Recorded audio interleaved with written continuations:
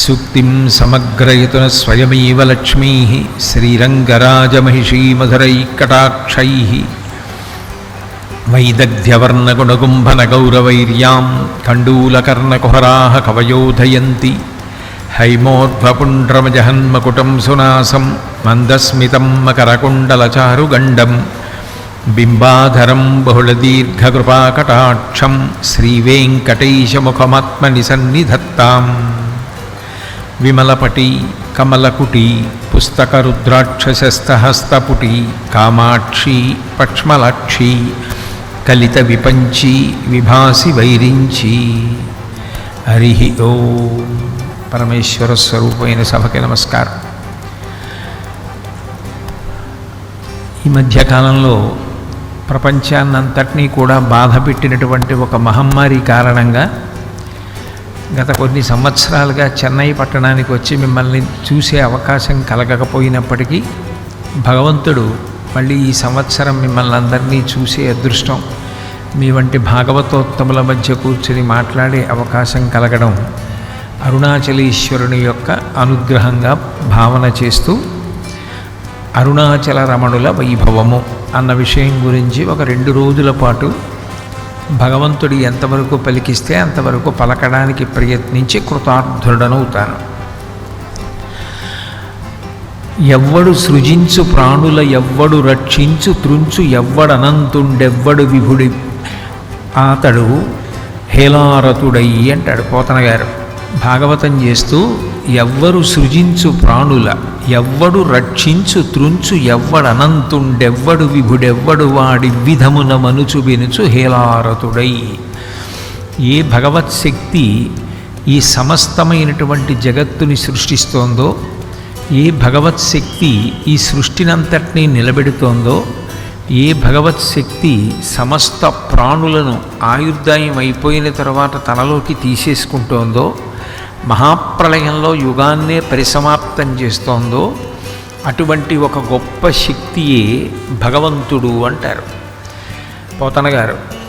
అటువంటి భగవత్ శక్తి అనేక చోట్ల అనేక రూపములను ధరించింది. ఒక్కొక్క రూపం ధరించి భక్తులను అనుగ్రహించింది. అందులో అరుణాచలము అనేటటువంటి క్షేత్రం అనేక ప్రత్యేకతలతో కూడుకున్నటువంటి క్షేత్రం. ప్రత్యేకించి మనుష్యులకు అనుగ్రహాన్ని విశేషంగా వర్షించడానికి వచ్చినటువంటి క్షేత్రం అరుణాచలం. దానికి కారణం ఏమిటంటే, ఏదైనా ఉపాసన చెయ్యడం అనేటటువంటి దాంట్లో అత్యంత ప్రధానమైనది మనస్సు. మనసుకి 2 బలహీనతలు, అవే బలాలు కూడా. ఒకటి, మనసు అత్యంత వేగాన్ని కలిగి ఉంటుంది. అంత వేగాన్ని పొంది ఉన్న కారణం చేత ఏదైనా ఒక పుణ్యకర్మ చెయ్యాలి అని సంకల్పం చేసి మొదలుపెట్టామనుకోండి, అది ప్రారంభం చేసినప్పుడు అక్కడ ఉంటుంది, కానీ అది ఎప్పుడు జారిపోతుందో మనకి తెలియదు. జారిపోయి తనకిష్టమైనటువంటి వేరొక చోటుకి వెళ్ళిపోతుంది. భగవంతుడు అంటాడు, నువ్వు ఏ పదార్థాలు తీసుకొచ్చి నాకు ఇస్తున్నావో ఆ పదార్థముల మీద నాకు అనురక్తి లేదు. ఎందుకనంటే అందులో ఏ ఒక్క పదార్థాన్ని కూడా మనం సృష్టించినది కాదు.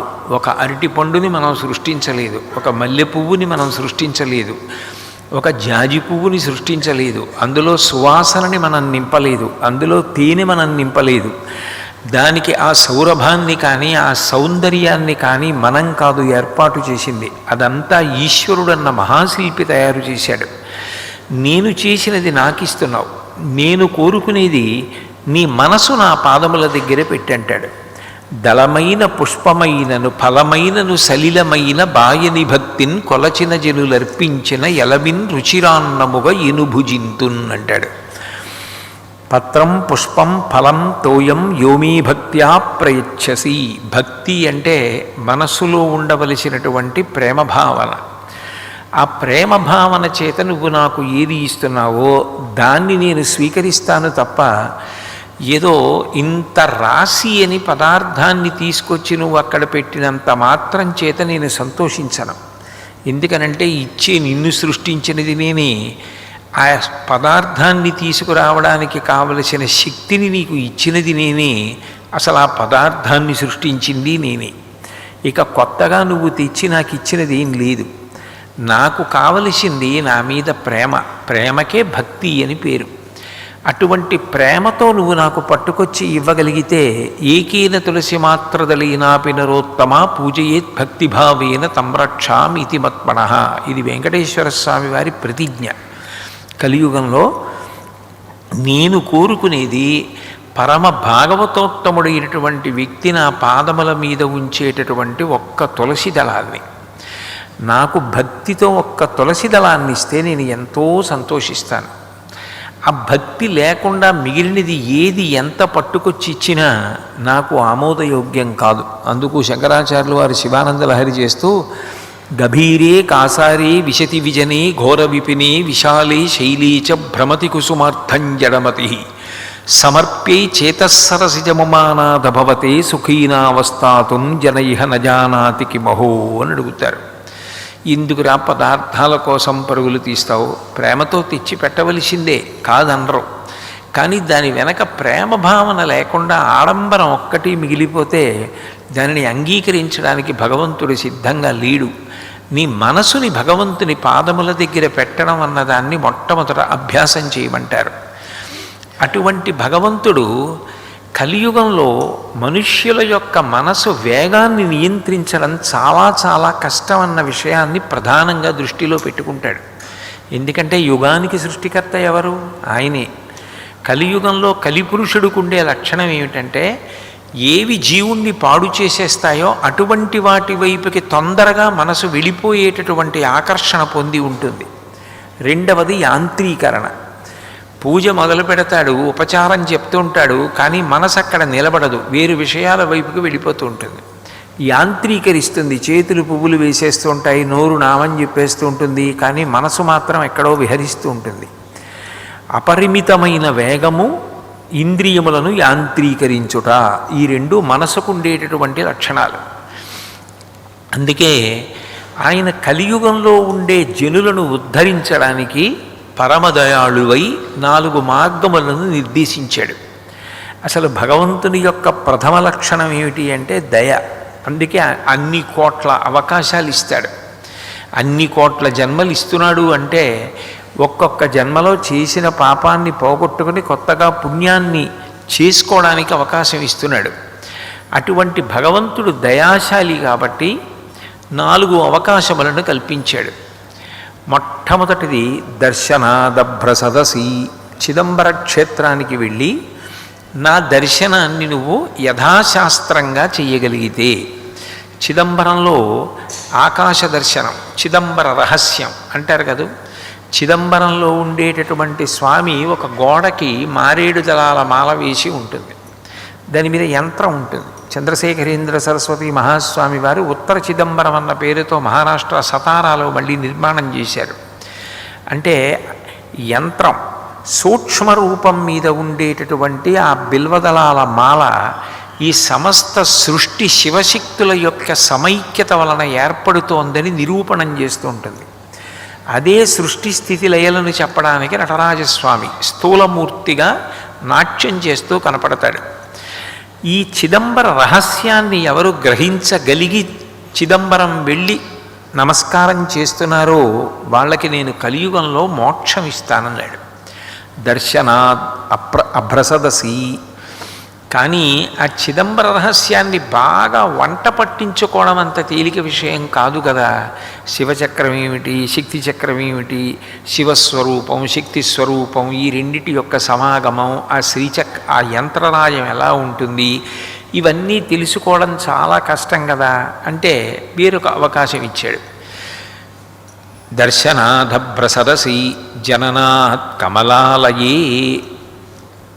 సంగీతత్రయం అంటారు కదా. ముత్తుస్వామి దీక్షితారు వారు, త్యాగరాజస్వామి వారు, శ్యామశాస్త్రి గారు ముగ్గురు కూడా పుట్టినటువంటి పరమ పవిత్రమైన క్షేత్రం తిరువారూరు. అక్కడ త్యాగరాజస్వామి అన్న పేరుతో శంకరుడు వెలిసి ఉన్నాడు. అక్కడ ఉండే కోనేటికి పద్మాలయం. అందుకని దర్శనాదభ్రస సదసి జననాత్ కమలాలయే, కమలాలయము అని అక్కడ ఉన్నటువంటి కోనేటికి పేరు. అందుకని క్షేత్రానికి కూడా కమలాలయం అని ఒక పేరు ఉంది. అంత గొప్పదైనటువంటి తిరువారూరు క్షేత్రంలో జన్మిస్తే మోక్షం ఇస్తాను. అయితే జన్మించడం నా చేతిలో ఉందా స్వామి? అప్పటికే మా అమ్మగారు ఎక్కడుంటారో, ఎప్పటికీ నెలలు నిండుతాయో, నేను ఇప్పుడు పుడతానో, నా చేతిలో ఉండి ఈ ప్రదేశంలో పుడదామని పుట్టడం నాకు సాధ్యం అవుతుందా? అప్పుడు నేను ఎలా మోక్షం పొందుతాను? పోని పుట్టడం నీ చేతిలో లేదు. కాశ్యాంతు మరణాన్ముక్తి, కాశీలో శరీరాన్ని విడిచిపెట్టేయగలిగితే మోక్షం ఇచ్చేస్తాను. నీ కుటుంబ సంబంధమైన కర్తవ్యములన్నీ నేను పూర్తి చేసుకున్నాను అన్న నమ్మకం నీకు కలిగినప్పుడు నువ్వు కాశీపట్టణానికి వచ్చి స్థిరపడిపోతే, కాశీపట్టణంలో ఆఖరి ఊపిరి వదిలిపెట్టేసిన, ఆఖరి ఊపిరిని తీసిన ఏదైనా శరీరత్యాగమేగా. కాశీపట్టణంలో శరీరత్యాగం చేస్తే మోక్షం ఇచ్చేస్తానన్నాడు. కాశీపట్టణంలో మోక్షం ఇవ్వడం ఎలా అంటే, కాశీఖండంలో శ్రీనాథుడు వర్ణిస్తాడు. పాలిండ్లు కదలంగ పసిడిపయ్యద వీచు అచలాధిపుని కూర్మి ఆడుబిడ్డ, తూత్కారమునరించి తొండంబు ముక్కున సీకరారావంబు చెలుకు డుంఠి, ప్రథమోత్తముండు భృంగి భయరక్షణార్థంబు పాలాగ్రమున తీర్చు భసితరీక, ప్రత్యక్షమై వచ్చి భాగీరథీ గంగ మృదుల హస్తము సాచి మెనునివురు, దక్షిణ శృతి మీదుగా ధాత్రి త్రెళ్ళి పెద్ద నిద్రకు మాగన్ను పెట్టువేళ, పంచజనులకు తారక బ్రహ్మ విద్య అభవుడుపదీశమునరించునప్పుడు కాశీ. కాశీ అంటేనే కాంతి, ప్రకాశం. అటువంటి కాశీపట్టణంలో మృత్యువుని పొందుతున్నప్పుడు పాలిండ్లు కదలంగ పసిడిపయ్యద వీచు అచలాధిపుని కూర్మి ఆడుబిడ్డ, సాక్షాత్ పార్వతీదేవి బయలుదేరి వచ్చి ఆ ప్రాణోత్క్రమణమవుతున్నటువంటి వ్యక్తికి వ్యధ తెలియకుండా తాను కట్టుకున్నటువంటి పట్టు పుట్టపు యొక్క కొంగుని విసురుతూ, ఆ కొంగుతో విసరడం వల్ల వచ్చినటువంటి గాలి తగులుతుండగా సేద పొందేటట్టు చేస్తుందిట. అట్లాగే ధూత్కారమునరించి తొండంబు ముక్కున శిఖరాసారంబు జిలుకు డుంఠి, ఏనుగుకి మదజలం కారేటటువంటి స్థానాలు కొన్ని ఉంటాయి. ఆ తల దగ్గర ఉన్నటువంటి కణుపుల దగ్గర నుంచి ఆ ముక్కు చివరి భాగం నుంచి మదరసం కారుతుంది. ఆ మద జలం ఎక్కడి నుంచి అయితే ఊరుతుందో అక్కడ విశేషమైన సువాసన, తుమ్మెదలు కూడా గుమిగూడుతుంటాయి ఆ మదజలం కోసం. అటువంటి మదజలం స్రవించేటటువంటి ముక్కు యొక్క చివరి భాగంతో సాక్షాత్ గణపతి విఘ్నేశ్వరుడు బయలుదేరి వచ్చి ఆ ప్రాణోత్క్రమణమవుతున్నటువంటి ముక్కు చివరి భాగంలో, ఆ వ్యక్తి యొక్క ముక్కు చివరి భాగంలో గాలిని ఆ మద జలాలతో కలిపి ఊదుతట. అట్లాగే ప్రత్యక్షమై వచ్చి భాగీరథీ గంగ మృదుల హస్తము సాచి మేనునివురు, చల్లని తల్లి కదు గంగమ్మ. ఆ తల్లి బయలుదేరి వచ్చి చల్లటి చేతితో శరీరాన్నంతటినీ కూడా నిమురుతుంది. ప్రథమోత్తముండు భృంగి భయరక్షణార్థంబు పాలాగ్రమున తీర్చు భసితరేఖ, ఆ ప్రమథగణాలకి నాయకుడైనటువంటి భృంగి బయలుదేరి వచ్చి తన చేతితో 3 విభూతి రేఖలను ఆ పాలభాగమునందు ఉంచుతాడు ప్రాణోత్క్రమణమవుతున్నటువంటి వ్యక్తికి. ఆఖరి ఊపిరి అయిపోతోందనగా పక్కన గంటలు మోగుతుండగా పరమశివుడు బయలుదేరి వచ్చి కుడి చెవిలో తారక మంత్రాన్ని ఉపదేశం చేసి, ఆ ఉపదేశం చేయబడినటువంటి తారక మంత్రాన్ని ప్రాణోత్క్రమణమవుతున్నటువంటి ప్రాణి పలుకుతూ ఉండగా, లేదా ఇటువంటి తారక మంత్రం స్వయంగా నా దగ్గరే ఈయన చివరి క్షణంలో ఉపదేశం పొందాడన్న ఫలితాన్ని అడ్డుపెట్టి ఇక మళ్ళీ పుట్టవలసిన అవసరం లేని మోక్షస్థితిని కల్పిస్తాడు.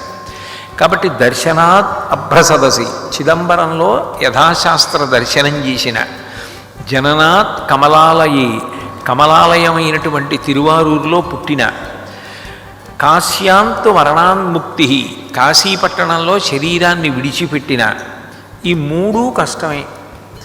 ఎంత కాశీ విడిపోయి ఉందామనుకున్నవాడు కూడా ఏ వివాహానికో యువతల వైపుకి వచ్చి ఏ ఊరో వచ్చి అక్కడ శరీరం వదిలిపెట్టేసిన వాళ్ళు ఉన్నారు.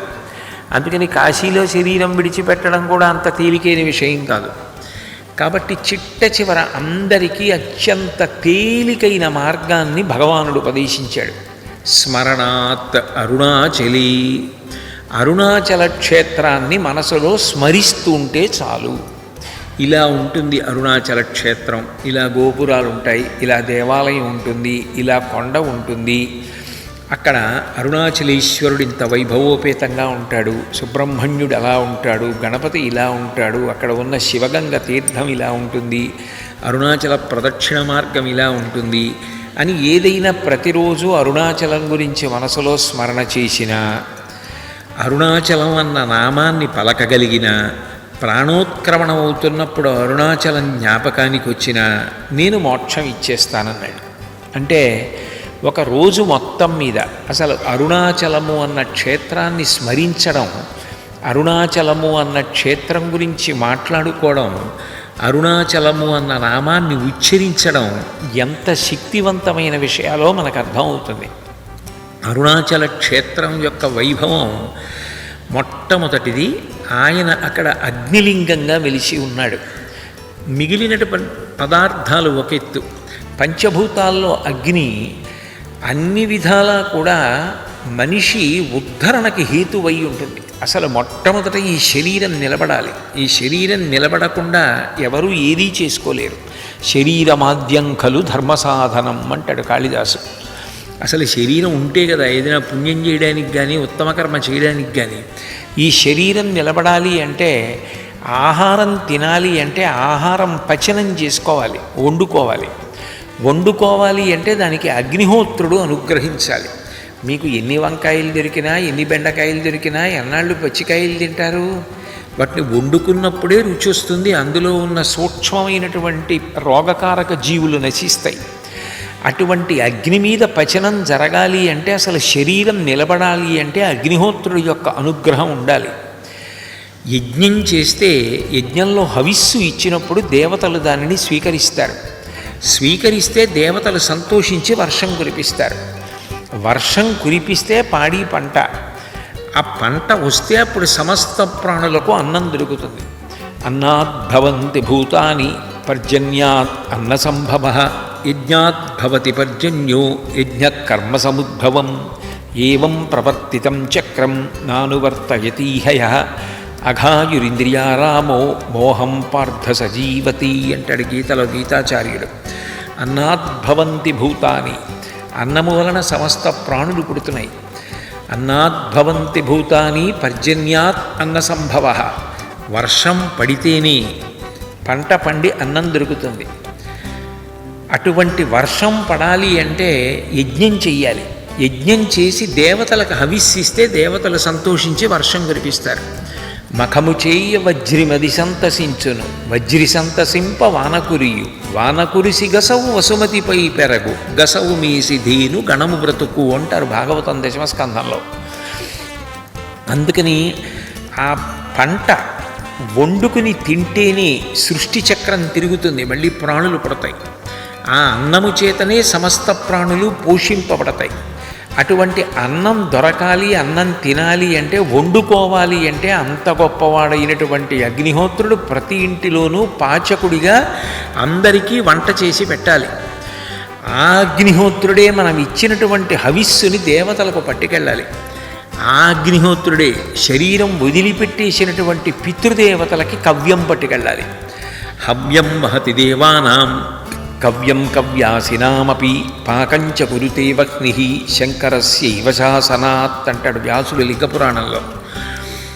హవ్యం వహతి దేవానాం, దేవతలకి హవిస్సు పట్టుకెళ్ళినా అగ్నిహోత్రుడే, పితృదేవతలకి కవ్యం పట్టుకెళ్ళినా అగ్నిహోత్రుడే, మనకి ఇంట్లో వంట చేసి పెట్టినా అగ్నిహోత్రుడే.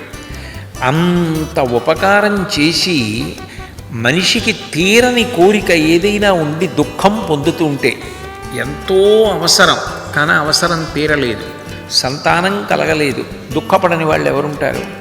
అప్పుడు ఏ పాపం అడ్డొస్తోందో ఆ పాపాన్ని తొలగించుకోవాలి అంటే యజ్ఞం వినా మార్గం ఉండదు.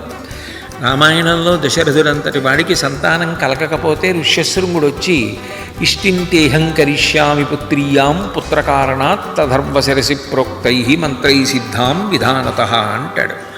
అధర్వశిరసి అన్న మంత్రాలతో నీ చేత నేను హోమం చేయిస్తాను. ఆ యజ్ఞం వలన నీకు సంతానం కలుగుతుంది. అంతకన్నా ముందు అశ్వమేధం చేయిస్తాను, నీకు సంతానం కలగకుండా అడ్డొచ్చినటువంటి పాపం ధ్వంసం అయిపోతుంది అంటాడు. అంటే ఒక అవసరం తీరాలన్నా యజ్ఞం, ఈ లోకంలో శరీరం వదిలిపెట్టిన తర్వాత ఉత్తమ లోకాలకు వెళ్ళిపోవాలన్నా యజ్ఞం. ఎందుకని? శతక్రతు నివాసీనం నాగరాజస్య మూర్ధని అంటారు. 100 యజ్ఞములు చేసిన వాడు ఇంద్రపదవిని అధిష్ఠిస్తాడు. అందుకని యజ్ఞం శరీర పతనానంతరం దేవలోకానికి వెళ్ళడానికి మార్గం. ఆ యజ్ఞం ఏ కోరిక లేకుండా లోక కళ్యాణార్థం అన్ని జీవులు బాగుండాలని కూడా చేస్తారు. అయినప్పుడు అటువంటి యజ్ఞంలో హవిస్సుని పట్టుకెళ్ళాలంటే అగ్నిహోత్రుడే, పితృదేవతలకి కవ్యం పట్టుకెళ్ళాలంటే అగ్నిహోత్రుడే. అటువంటి అగ్నిహోత్రుణ్ణి ఒక రూపంతో చూడడం సాధ్యం కాదు. తెల్లవారి లేస్తే వంట చేసి పెట్టి రుచిని అనుభవించి శరీరం పోషింపబడడానికి కారణమైనటువంటి అగ్నిహోత్రుడు ఒక రూపంతో స్థూలంగా చూడడం సాధ్యం కాదు. ఎందుకనంటే మీరు ఏది వెలిగించారో ఆ రూపంలో కాల్తాడు. ఒక కర్ర వెలిగించారనుకోండి, కర్ర ఎలా ఉంటుందో మంట అలాగే ఉంటుంది. అయినప్పుడు ఇన్ని ఉపకారములు చేసేటటువంటి అగ్ని ఒక చోట ఒక రూపాన్ని తీసుకుని వస్తే అదే అగ్నిలింగం. అంత గొప్పదైనటువంటి అగ్నిలింగం పంచభూతాలలో అరుణాచల క్షేత్రంలో ఉంది. 2, ఇక మళ్ళీ పుట్టవలసిన అవసరాన్ని పోగొట్టగలిగినది ఏది అంటే జ్ఞానం. జ్ఞానాద్ దేవత కైవల్యం అని. అటువంటి జ్ఞానము అగ్నిహోత్రము. ఎందుకంటే జ్ఞానము కలిగిన తర్వాత సంచితము కూడా దగ్ధమైపోతుంది. ఆ తర్వాత శరీరంతో ఉన్నప్పటికీ జీవన్ముక్తుడయ్యాడంటారు. శరీరంతో ఉన్నాడు కానీ మోక్షమును పొందాడు. భగవాన్ రమణుల మాటల్లో చెప్పాలి అంటే కూలికి బియ్యం బస్తా మోసుకొచ్చిన వ్యక్తి ఎలా ఉంటాడో అలా ఉంటాడు జ్ఞాని. చూడండి, ఒక వ్యక్తి ఒక 100 కిలోల బియ్యపు బస్తా కొనుక్కుంటాడు. తను భుజం మీద పెట్టుకుని ఇంటికి పట్టుకెళ్ళలేడు కాబట్టి వేరొక వ్యక్తిని పిలిచి, నువ్వు ఈ బస్తా మా ఇంటికి తీసుకొచ్చి దింపేస్తే నీకు ఒక 50 రూపాయలు ఇస్తానంటే ఆయన అట్లాగే నన్ను ఒప్పుకుని తన భుజం మీద పెట్టుకుని బయలుదేరాడు అనుకోండి. ముందు నడుస్తున్న వ్యక్తికి ఆ బియ్యపు బస్తా ఇంటికి జాగ్రత్తగా చేరాలని కోరిక. మోస్తున్న వ్యక్తి ఎంత తొందరగా బియ్యపు బస్తాని భుజం మించి దింపేస్తానా అని చూస్తూ ఉంటాడు. మరి నిప్పి కదూ. జ్ఞాని తనంత తాను శరీరాన్ని పడగొట్టకూడదు కాబట్టి శరీరం తనంత తాను ఎప్పుడు పడిపోతుందా అని ఎదురు చూస్తూ ఉంటాడు. శరీరంతో తాదాత్మ్యత ఉండదు. అటువంటి జ్ఞానము కలిగినటువంటి వాడికి సంచితము దగ్ధమైపోయింది కాబట్టి ఇక అక్కడితో ఆయన మళ్ళీ పుట్టడానికి కర్మ ఏమీ లేదు కాబట్టి జీవన్ముక్తుడై కేవలము శరీరముతో ఉన్నాడు. కానీ ఆయన మోక్షమును పొందాడు. శరీరము పడిపోగానే విదేహ మోక్షాన్ని పొందాడంటారు. అంటే అంతటా పరివ్యాప్తమైపోయి ఉన్నాడు ఆత్మగా. అటువంటి స్థితిని కల్పించగలిగిన జ్ఞానమును కూడా అగ్నిహోత్రంగానే పిలుస్తారు. ఎందుకంటే అగ్నికి కాల్చడం ధర్మం. జ్ఞానాగ్ని సంచిత కర్మనంతటినీ దగ్ధం చేస్తోంది కాబట్టి జ్ఞానాగ్ని దగ్ధ కర్మాణం అంటాడు కృష్ణ భగవానుడు. అటువంటి జ్ఞానాగ్ని ఈ భౌతిక నేత్రం చేత చూడడానికి సాధ్యం కాదు. దాన్ని చూస్తాను అంటే ఎవ్వరికీ సాధ్యం కాదు. ఈ భౌతిక నేత్రంతో చూడడానికి సాధ్యం కాని జ్ఞానాగ్ని ఒక చోట ఒక రూపంగా వస్తే అదే అగ్నిలింగం. అరుణాచలంలో లింగస్వరూపంగా దేవాలయంలో ఉంటాడు, స్థూల రూపంగా ఒక పెద్ద కొండ రూపంలో కూడా ఉన్నాడు. అందుకే అరుణాచలంలో స్థూలలింగమైనటువంటి ఆ గిరికి కొండకంతటికీ కూడా ప్రదక్షిణం అన్న మాటని భగవాన్ రమణులే నిర్వచనం చేశారు. ప్రదక్షిణం అంటే బాహ్యార్థం ఏమిటి అంటే మీరు దేని చుట్టూ తిరగాలనుకుంటున్నారో దానిని మీ కుడి చేతి వైపుకే ఉంచుకుంటే ప్రదక్షిణం. ఇప్పుడు ఇది ఒక పరమ పవిత్రమైనటువంటి స్థానం. ఎందుకని నేను ఇక్కడ కూర్చుని ఒక గొప్ప విషయం మీరు మాట్లాడుతున్నాను. అప్పుడు నేను దీనికి చుట్టూ తిరిగి వస్తాను. తిరిగి రావడం 2 పద్ధతులలో ఉంటుంది. నేను ఇలాగా తిరిగి రావచ్చు, ఇలాగా తిరిగి రావచ్చు. నేను ఇలా తిరిగాను అనుకోండి, నా ఎడం భుజం వైపుకుంటుంది ఈ స్థానం. నేను ఇలా తిరిగాను అనుకోండి, నా కుడి భుజం వైపుకుంటుంది ఈ స్థానం. ఎప్పుడూ కుడి భుజం వైపుకి ఉండేటట్టుగా తిరిగితే ప్రదక్షిణం అంటారు. అంటే ఏది నా ఆత్మని ఉద్ధరిస్తుందో, ఏది పరమ పవిత్రమైనదో దానిని కుడి చేతి వైపుకు ఉంచుకొని దాని చుట్టూ తిరిగితే ప్రదక్షిణం చేశాడు అంటారు. అరుణాచలానికి ఆ కొండకి ప్రదక్షిణం ఎందుచేత అంటే భగవాన్ రమణులే చెప్తూ ఉండేవారు. ప్రదక్షిణం అన్న మాటలో అంటే ఆ కొండ చుట్టూ ఎవరు తిరగడానికి పరిశ్రమ చేస్తున్నాడో ఆయనకి పాపములు దహింపబడ్డాయి. ఏ అవసరము తీరక దుఃఖిస్తున్నాడో ఆ అవసరము తీరి సుఖశాంతులను పొందుతాడు. అంటే జన్మజన్మాంతరముల యందు ఉన్నటువంటి కర్మ కూడా నశించినటువంటి కారణం చేత అంటే మోక్షమును పొందుతున్నాడు. అట్లా గుర్రం మీద ఒక రాజుగారు వెడుతుంటే బడలిపోయిన గుర్రం పడిపోయి అరుణాచలంలోకి లీనమైపోయి మోక్షం పొందినటువంటి విశేషాలు కూడా స్కాంద పురాణంలో చెప్పబడ్డాయి. అంటే అరుణగిరి ప్రదక్షిణం సాక్షాత్తు పరమశివుడు స్థూల రూపంలో ఉంటే చేసేటటువంటి ప్రదక్షిణం.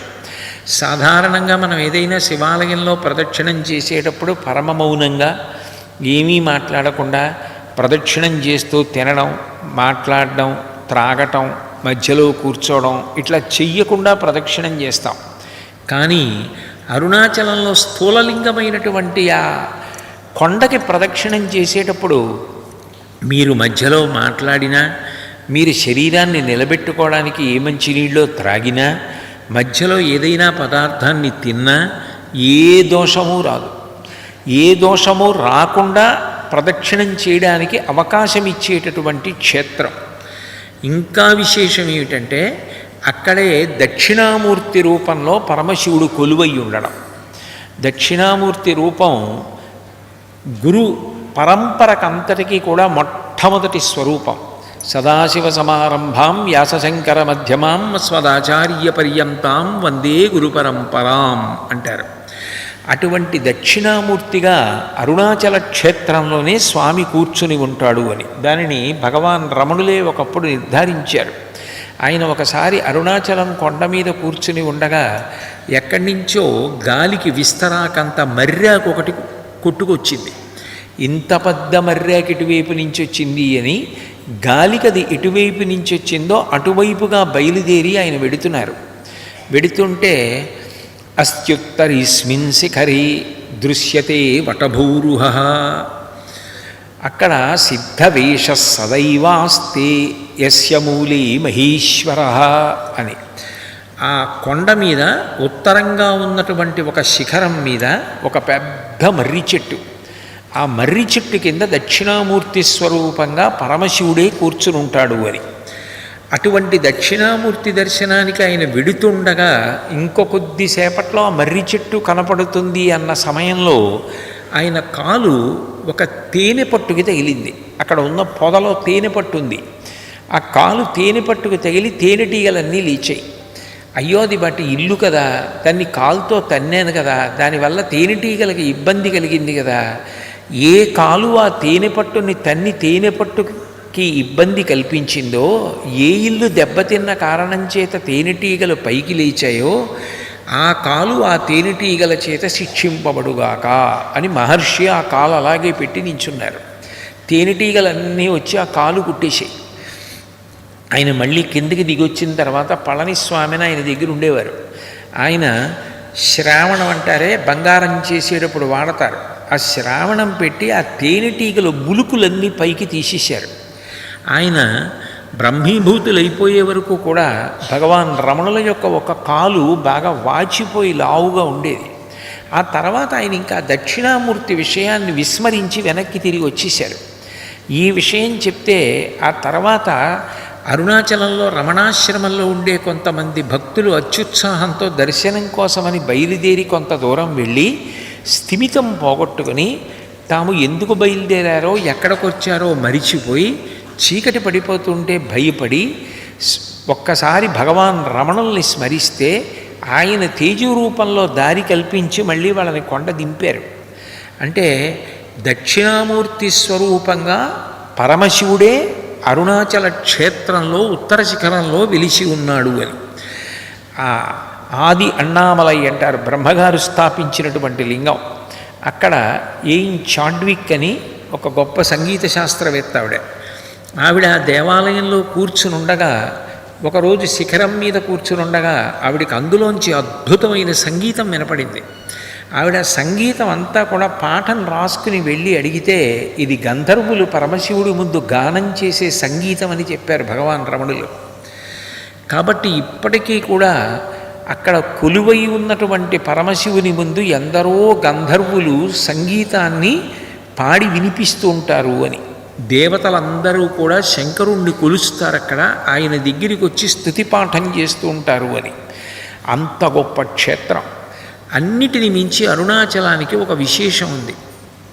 అరుణాచల క్షేత్రంలో చిన్నతనంలో వెళ్ళిపోయినటువంటి భగవాన్ రమణులు ఇక ఆయన ఆ అరుణాచలంలోనే కలిసిపోయారు తప్ప అరుణాచలాన్ని విడిచిపెట్టి బయటికి వెళ్ళలేదు. ఒక తెల్లటి గోచి ఒక్కటి పెట్టుకుని ఉండేవారు ఆయన. ఆయన గోచి పెట్టుకుని కొండ మీద ఉన్న రోజుల్లో ఒకనకొకప్పుడు శృంగగిరి పీఠానికి సంబంధించినటువంటి ఒక సన్యాసి, పీఠాధిపతులు కాదు సుమా, ఒక సన్యాసి బయలుదేరి అక్కడికి వచ్చారు. వచ్చి, మీరు ఇంచుమించు సన్యాసాశ్రమ స్వీకారం చేశారు, వివాహం చేసుకోలేదు, ఒక కౌపీనం పెట్టుకుని ఉంటారు. మీరు యథాశాస్త్రంగా సన్యాసం తీసుకోకపోయినా కనీసం మీరు పెట్టుకున్నటువంటి గోచి, కాషాయం గోచి పెట్టుకుంటే బాగుంటుంది అని భగవాన్ రమణులతో ప్రస్తావన చేశారు. రమణులు చిన్న నవ్వు నవ్వారు. నేను కొండ కిందకి వెళ్ళి భిక్ష తీసుకుని వస్తాను, వచ్చిన తర్వాత ఈ విషయం మీతో ప్రస్తావన చేస్తాను, మీరు అంగీకరిస్తే బాగుంటుందని ఆయన కొండ కిందకి వెళ్ళారు భిక్ష చేయడానికి. ఆయన అటు వెళ్ళగానే ఎవరో ఒక వృద్ధ బ్రాహ్మణుడు తల మీద ఒక పెద్ద పుస్తకాల మూట పట్టుకుని వచ్చాడు. నాకు చిన్న పనుంది, అటు వెళ్ళొస్తాను, ఈ పుస్తకాల మూట ఇక్కడ ఉంచుతాను, కాస్త చూస్తుండు అని రమణులతో ఆజ్ఞాపించినట్లుగా చెప్పి వెళ్ళిపోయాడు. ఆయనతోనూ ఏమనలేదు, ఈయనతోనూ ఏమనలేదు, ఎప్పుడూ మౌనంగా ఉండేవారు భగవాన్ రమణులు. కాసేపటికి కొండ కిందకి భిక్షకెళ్ళినటువంటి సన్యాసి తిరిగి వచ్చారు. వచ్చి చూసేసరికి గాలికి పుస్తకాలలో పుటలు కదులుతున్నాయి. కదులుతుండగా ఎక్కడ పుట కదిలి ఆగిపోయిందో అక్కడ ఆ పుట వంక చూస్తే అందులో వ్రాసి ఉంది. విశేషం ఏమిటంటే, ఆ అరుణాచల క్షేత్రానికి ఉన్న గొప్పతనం యోజనత్రయమాత్రేస్మిన్. అరుణాచల క్షేత్రంలో ఎవరైతే నివాసం ఉంటున్నారో క్షేత్రే నివసితాన్ నృణాం దీక్షాం వినా పరిత్యంతు మత్సాయుజ్యం మమాజ్ఞయా. అది ఆ విషయం అందులో చెప్పబడి ఉంది ఆ పుస్తకంలో. పరమశివుడు చెప్పినటువంటి మాట. ఈ క్షేత్రంలో 3 యోజనముల దూరం అంటే 24 కిలోమీటర్ల పర్యంతం ఏ విధమైనటువంటి దీక్షా నియమాలు లేవు. ఇక్కడ కాషాయం కట్టుకోవాలని, ఇక్కడ ఇటువంటి వస్త్రం కట్టుకోవాలని నియమాలు లేవు. ఎటువంటి దీక్షా నియమ పాలనం చెయ్యవలసిన అవసరం లేకుండానే ఈ అరుణాచలం కొండకి 24 మైళ్ళ వ్యాసంలో ఎవరైతే నివాసం చేస్తున్నారో వాళ్ళందరికీ కూడా మత్సాయుజ్యం మమాజ్ఞయా, నా సాయుజ్యం నా ఆజ్ఞగా లభించి తీరుతుంది అని కనపడింది. ఆ పుస్తకంలో ఎగిరితున్నటువంటి ఆ పుటలో ఉన్న శ్లోకాన్ని చూసి ఆ వచ్చినటువంటి సన్యాసి ఆశ్చర్యపోయి, అందుచేతనే భగవాన్ రమణులు కాషాయం గోచి పెట్టుకోలేదు, ఇక్కడ కాషాయం గోచియే పెట్టుకోవాలని నియమం లేదు, కాబట్టి నేను దీని గురించి ప్రస్తావన చేయవలసిన అవసరం లేదని వెళ్ళిపోయారు. ఆ పుస్తకాల మూట తెచ్చిన బ్రాహ్మణుడు మాత్రం అసలు తిరిగి రాలేదు. ఆ పుస్తకాలు అట్లాగే ఉండిపోయి. అంటే ఆ క్షేత్ర వైభవాన్ని ప్రకటనం చేయడానికి సాక్షాత్తుగా పరమశివుడే బయలుదేరి వచ్చి రమణులు తెల్లటి గోచీతో ఉండడంలో దోషం లేదు అని నిర్ధారించడం జరిగినటువంటి క్షేత్రం. శేషాద్రి స్వామిని ఉండేవారు. ఇప్పటికీ కూడా మీరు రమణ మహర్షి ఆశ్రమానికి వెడితే పక్కనే ఉంటుంది శేషాద్రి స్వామి ఆశ్రమం అని. ఆయన గొప్ప జ్ఞాని, మహాతపస్వి, అమ్మవారి యొక్క అనుగ్రహానికి పాత్రుడైనటువంటి మహానుభావుడు. ఆయన ఒకప్పుడు అరుణాచలం దగ్గర 7 గాడిదలు పరిగెడుతూ కొండలోకి వెళ్ళిపోవడం అందరూ చూశారు. చూసి శేషాద్రి స్వామి అటుగా వస్తుంటే అడిగారు, ఆ 7 గాడిదలు కొండలోకి వెళ్ళిపోయాయేమి అని. మీకు గాడిదలుగా కనపడ్డాయి, కానీ వాళ్ళు సప్తర్షులు గిరి ప్రదక్షిణం చేస్తున్నారు అని చెప్పారు. ఇప్పటికీ అరుణాచలానికి ఉన్న గొప్పతనం ఏమిటంటే మనుష్యులు ఎట్లా గిరిప్రదక్షిణం చేస్తారో దేవతలు కూడా అరుణాచలానికి అట్లాగే గిరిప్రదక్షిణం చేస్తారు. అందుకే దేవతల ప్రదక్షిణం చేయడానికి ఒకవైపు మార్గం వదిలిపెట్టి ఉంటే మనుష్యులు ప్రదక్షిణం చేయడానికి ఒకవైపు మార్గం విడిచిపెట్టి ఉంటుంది. అంటే ఇద్దరూ ఒకవైపే ప్రదక్షిణం చేయవలసిన అవసరం లేకుండా ఒక్కొక్కరికి ఒక్కొక్క వైపు మార్గాన్ని విడిచిపెట్టి ఉంచుతారు. మనుష్యులు కుడివైపు, ఎడమవైపు దేవతలు తిరుగుతూ ఉంటారు. అంత గొప్పదైనటువంటి క్షేత్రం అరుణాచలం. ఆ స్థూల శివునికి 8 వైపులా కూడా అష్టదిక్పాలురు 8 లింగములుగా ఏర్పడి ఉంటారు. అంత గొప్పదైనటువంటి అరుణాచల క్షేత్రం అరుణాచలేశ్వరుని యొక్క వైభవం ఎంతగా ప్రకాశించిందో అక్కడ భగవాన్ రమణుల యొక్క వైభవం కూడా అంతగా ప్రకాశించింది. అసలు సనాతన ధర్మం యొక్క అనేక కోణాలను లోకంలో ఆవిష్కరింపచేయడానికి ఎందరో మహాపురుషులు జన్మించారు. అట్లా జన్మించినటువంటి వారిలో ఈ మధ్య కాలంలో సనాతన ధర్మం యొక్క వైభవాన్ని విదేశాల వరకు కూడా వ్యాప్తి చేసినటువంటి మహానుభావులు అరుణాచలంలో చాలా కాలం ఉండిపోయినటువంటి భగవాన్ రమణులు, అరుణాచల రమణులు అని పిలుస్తూ ఉంటారు. అందుకే భగవాన్ రమణ మహర్షి యొక్క జీవితాన్ని పరిశీలిస్తే చాలా ఆశ్చర్యకరమైనటువంటి విషయాలు కనపడతాయి. సర్వసాధారణంగా లోకంలో ఒక వ్యక్తి సమున్నతమైనటువంటి స్థితికి సాధనలో చేరాలి అంటే మొట్టమొదట ఎవరో ఒక గురువుని ఆశ్రయిస్తారు. ఆశ్రయించి ఆ గురువు దగ్గర బాగా ఉపదేశం పొంది సాధన చేసి ఆ సాధన చేత సమున్నతమైనటువంటి స్థితిని చేరుకుంటారు. కానీ రమణ మహర్షి యొక్క జీవితం చాలా విచిత్రమైనటువంటి మలుపులతో కూడుకుని ఉంటుంది. ఆయన జన్మించినటువంటిది తిరుచుళి అనబడేటటువంటి క్షేత్రంలో పుట్టారు.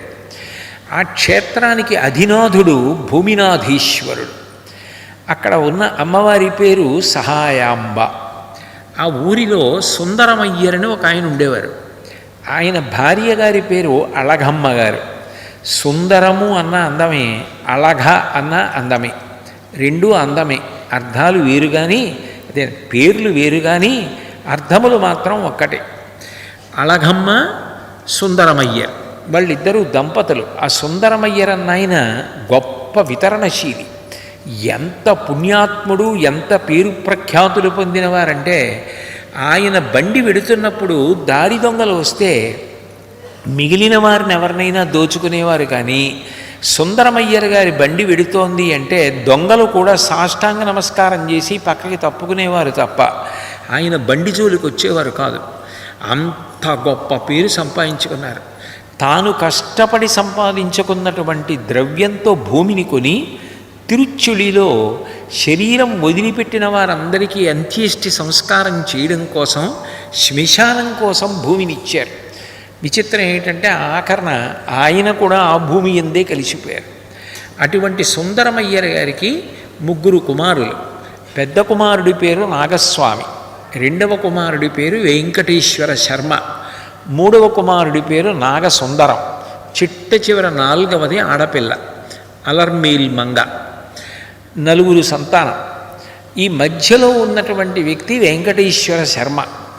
వెంకటేశ్వర శర్మ అని పేరెందుకు పెట్టారు అంటే ఆ ఇంట్లో వాళ్ళందరికీ కూడా కులదైవం శ్రీ వెంకటేశ్వరుడు.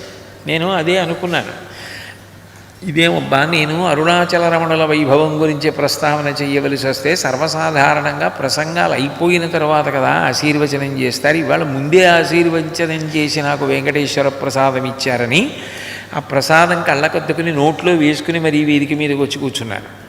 ఎందుకనంటే భగవాన్ రమణుల యొక్క ఇంటికి కూడా కులదైవం వెంకటేశ్వర స్వామి వారు.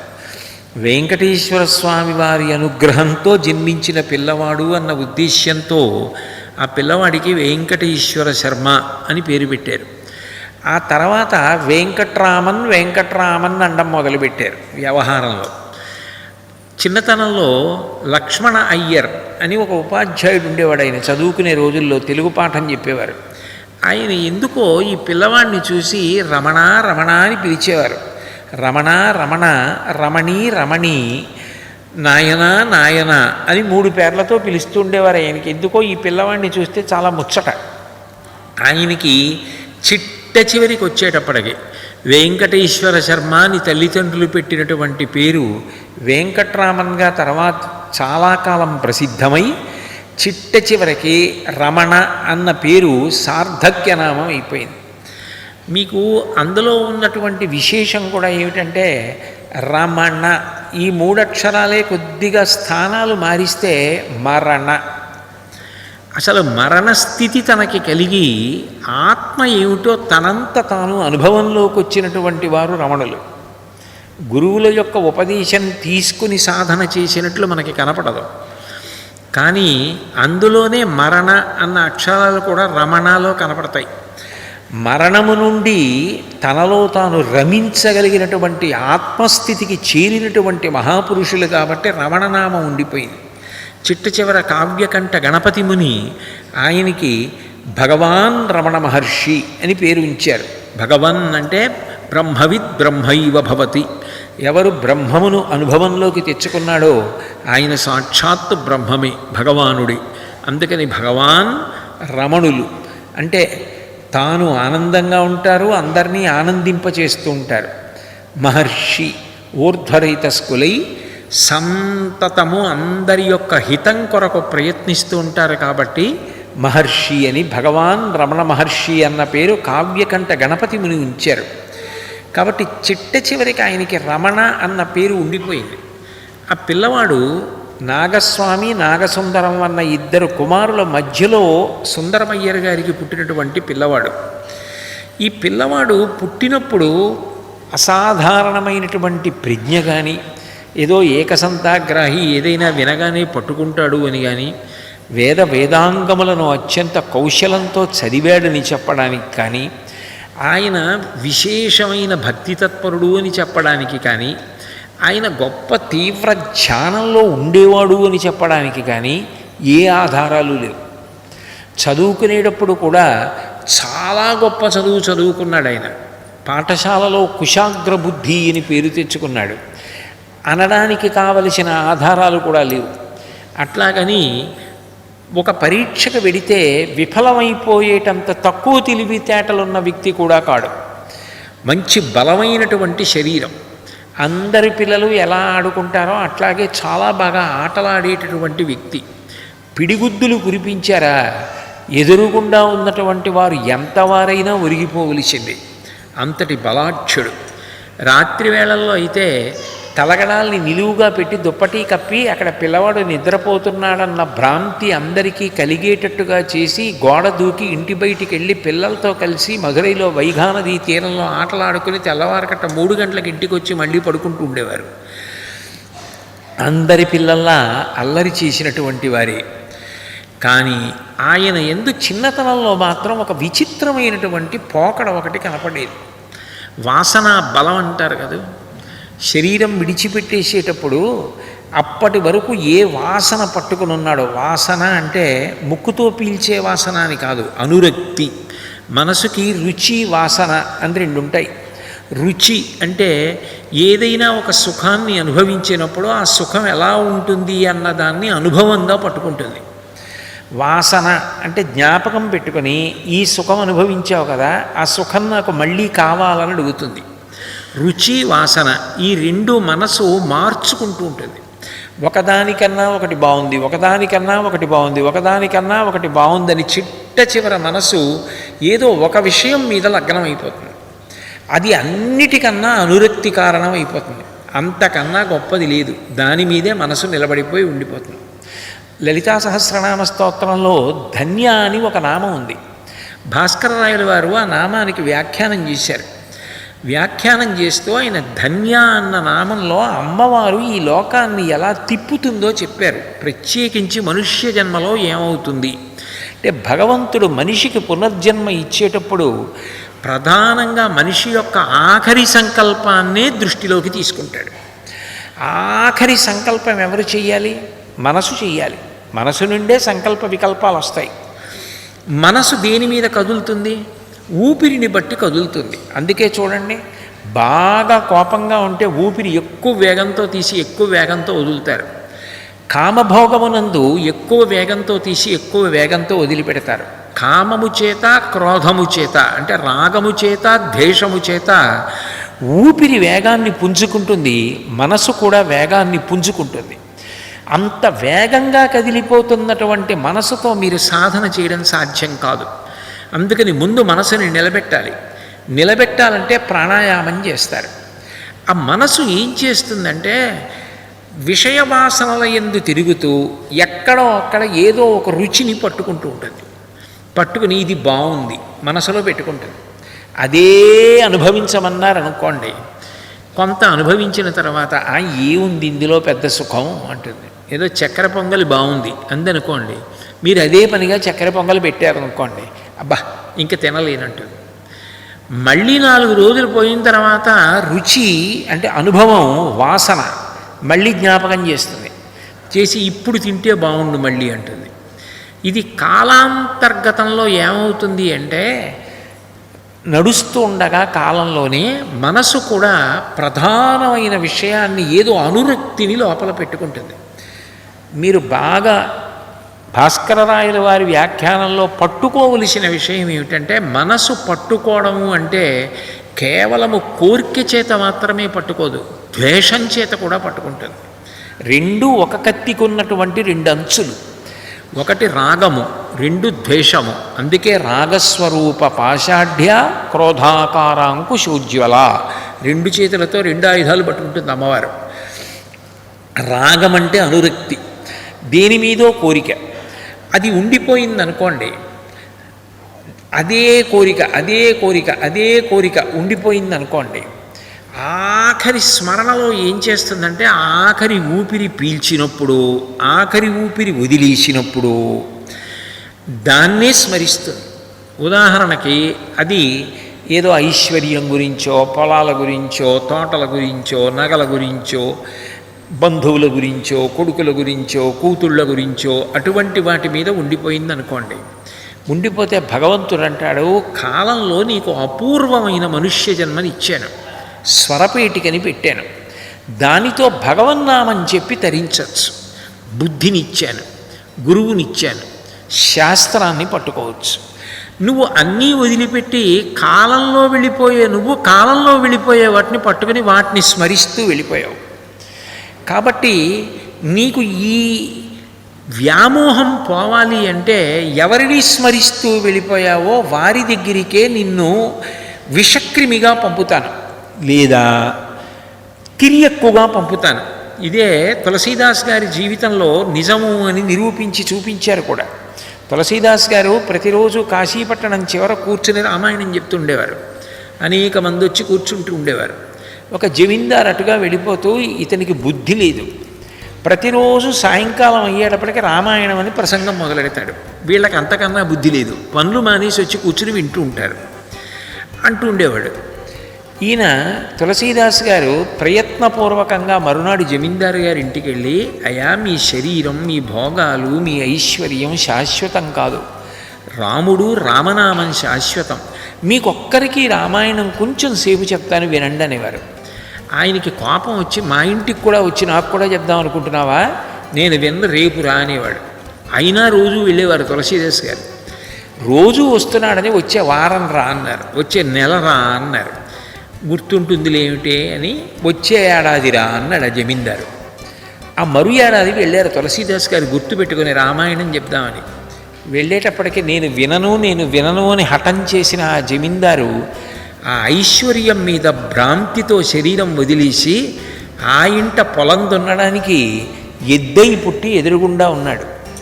మహాభాగవతోత్తముడు కాబట్టి దివ్య దృష్టితో చూశారు. ఆ ఎద్దు ఎవరో కాదు, మీ నాన్నగారే. శరీరం వదిలి ఇప్పుడు ఎద్దుగా వచ్చాడు, భ్రాంతి పొలం మీద ఉండిపోయింది, ఆ పొలం దున్నుకుంటున్నాడు. ఇప్పుడు బాధపడుతున్నాడు, నన్ను చూసి పూర్వజన్మ స్మృతి కలిగి కందుల నీరు కారుస్తున్నాడని చెప్పారు. ఆర్తచింత అంటారు, అంటే మనసు అనవసరపోయిన విషయం. అంటే ఇక ఆ ఊపిరి ఆగిపోయిన ఉత్తర క్షణంలో తెగిపోయాయి అంతే అనుబంధాలన్నీ. నాన్నగారు నాన్నగారు అన్నా అదేం కదలదు, మామయ్య గారు అన్నా అదేం కదలదు, గురువుగారు అన్నా అదేం కదలదు, అన్నయ్య అన్నా కదలదు, తమ్ముడు అన్నా కదలదు. ఏమన్నా ఇంకా దానికే సంబంధాలు లేవు, ఊపిరితోటే అన్నీ తెగిపోయాయి. దానికి ఆ ఆస్తి లేదు, పాస్తి లేదు, ఏమీ లేవు, అన్నీ పోయాయి. కానీ ఇన్ని పోతున్నా దాంతో అనుబంధం పెట్టుకుపోయాడు కదూ. అందుకని చెప్పి అక్కడికి తిరిగి ఎక్కువగా రావాలి. దాని మనసు అత్యంత ప్రధానం. మనసు ఎప్పుడు దేని మీద అనురక్తి పొందిందో అది పునర్జన్మకు కారణమై కూర్చుంటుంది. దాని సాధన యందు అత్యంత ప్రధానమేది అంటే మనసు దేని మీద బాగా ప్రీతిని పొందుతోందో పరిశీలించుకొనుటయే. నాకు రామాయణం మీద భ్రాంతి ఉండిపోతోంది అనుకోండి, ఎప్పుడూ రామాయణం చదవాలని రామాయణం గుర్తొస్తోంది అనుకోండి, మంచిదే. అక్కర్లేని విషయాల మీద భ్రాంతి విడుతోందనుకోండి, నేను నా సాధన తీవ్రతరం చెయ్యాలని గుర్తు. దానికి వ్యతిరేకం రౌద్రచింత.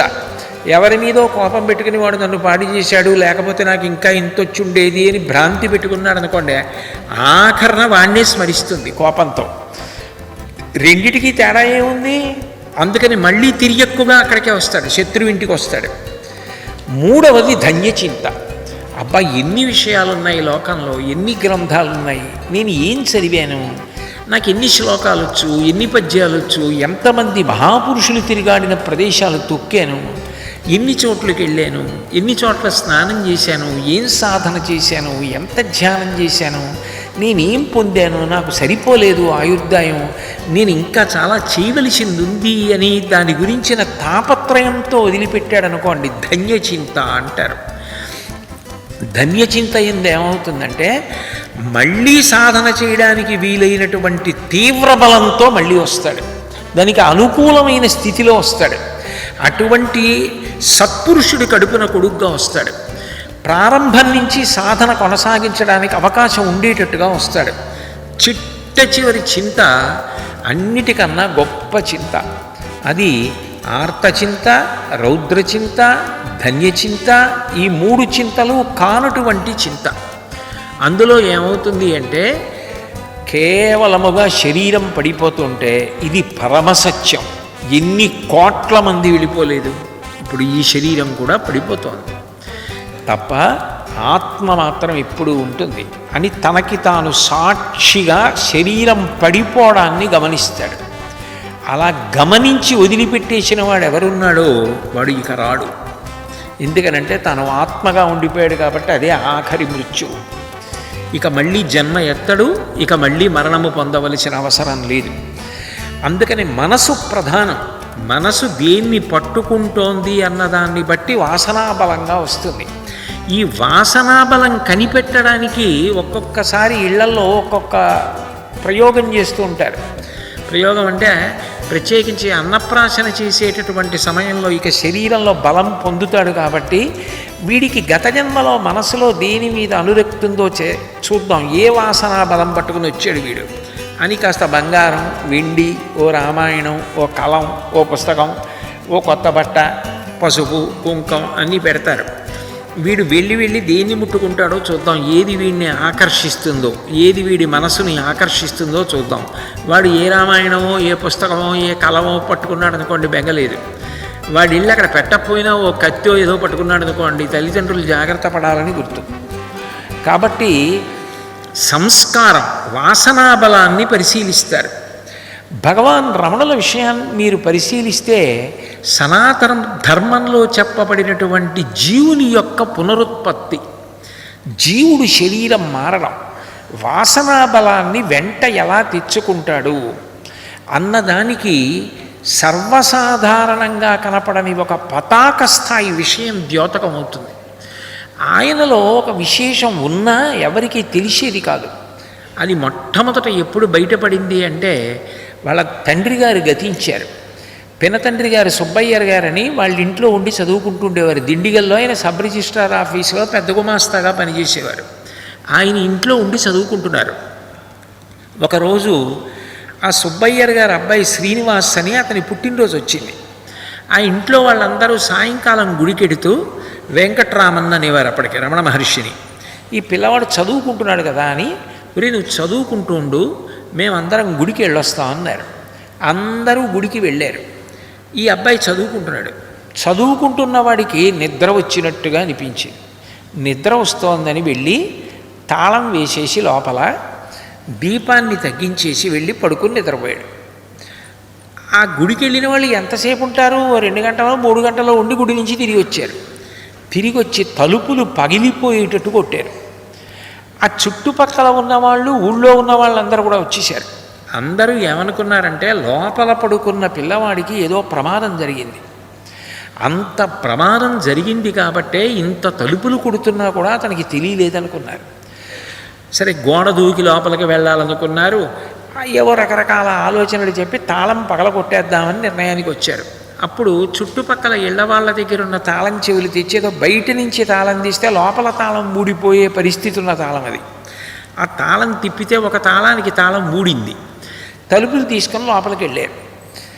మనందరం ఇప్పుడు భగవాన్ రమణులు అని పిలువబడుతున్నటువంటి వెంకటరామన్ గాఢ నిద్రలో ఉన్నాడు. ఆయన వీళ్ళు వెళ్ళి ఆ కోపంతో ఆయన్ని కాళ్ళతో తన్నారు. ఇంతమంది తన్నారు, ఆయన లేవలేదు. పిడిగుద్దులు గుద్దారు, ఆయన లేవలేదు. గిల్లారు, ఆయన లేవలేదు. కొట్టారు, ఆయన లేవలేదు.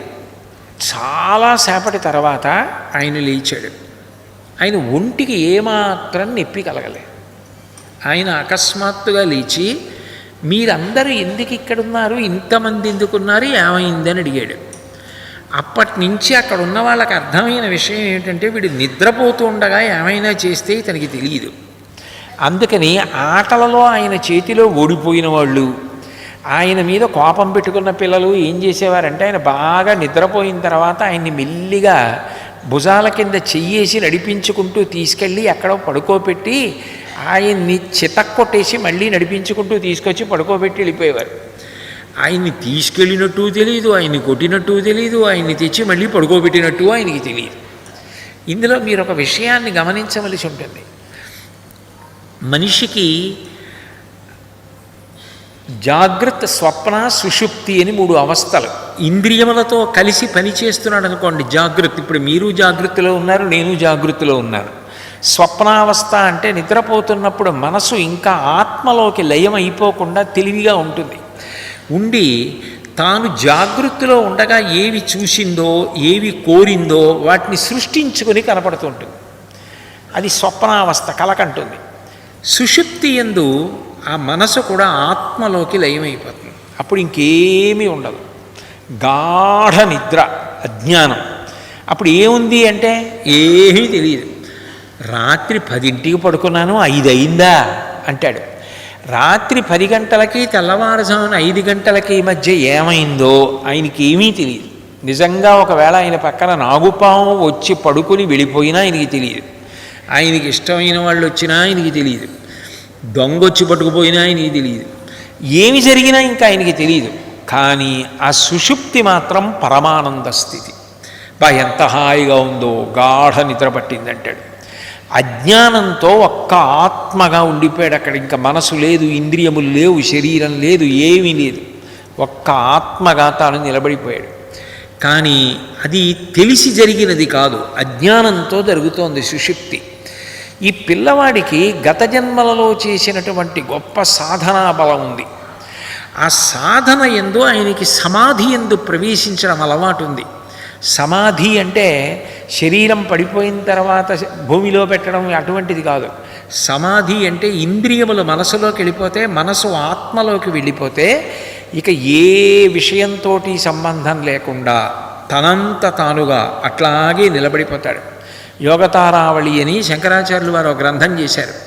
అందులో ఆ సమాధి స్థితికి వెళ్ళినటువంటి వాడు ఎలా ఉంటాడో చెప్తారు.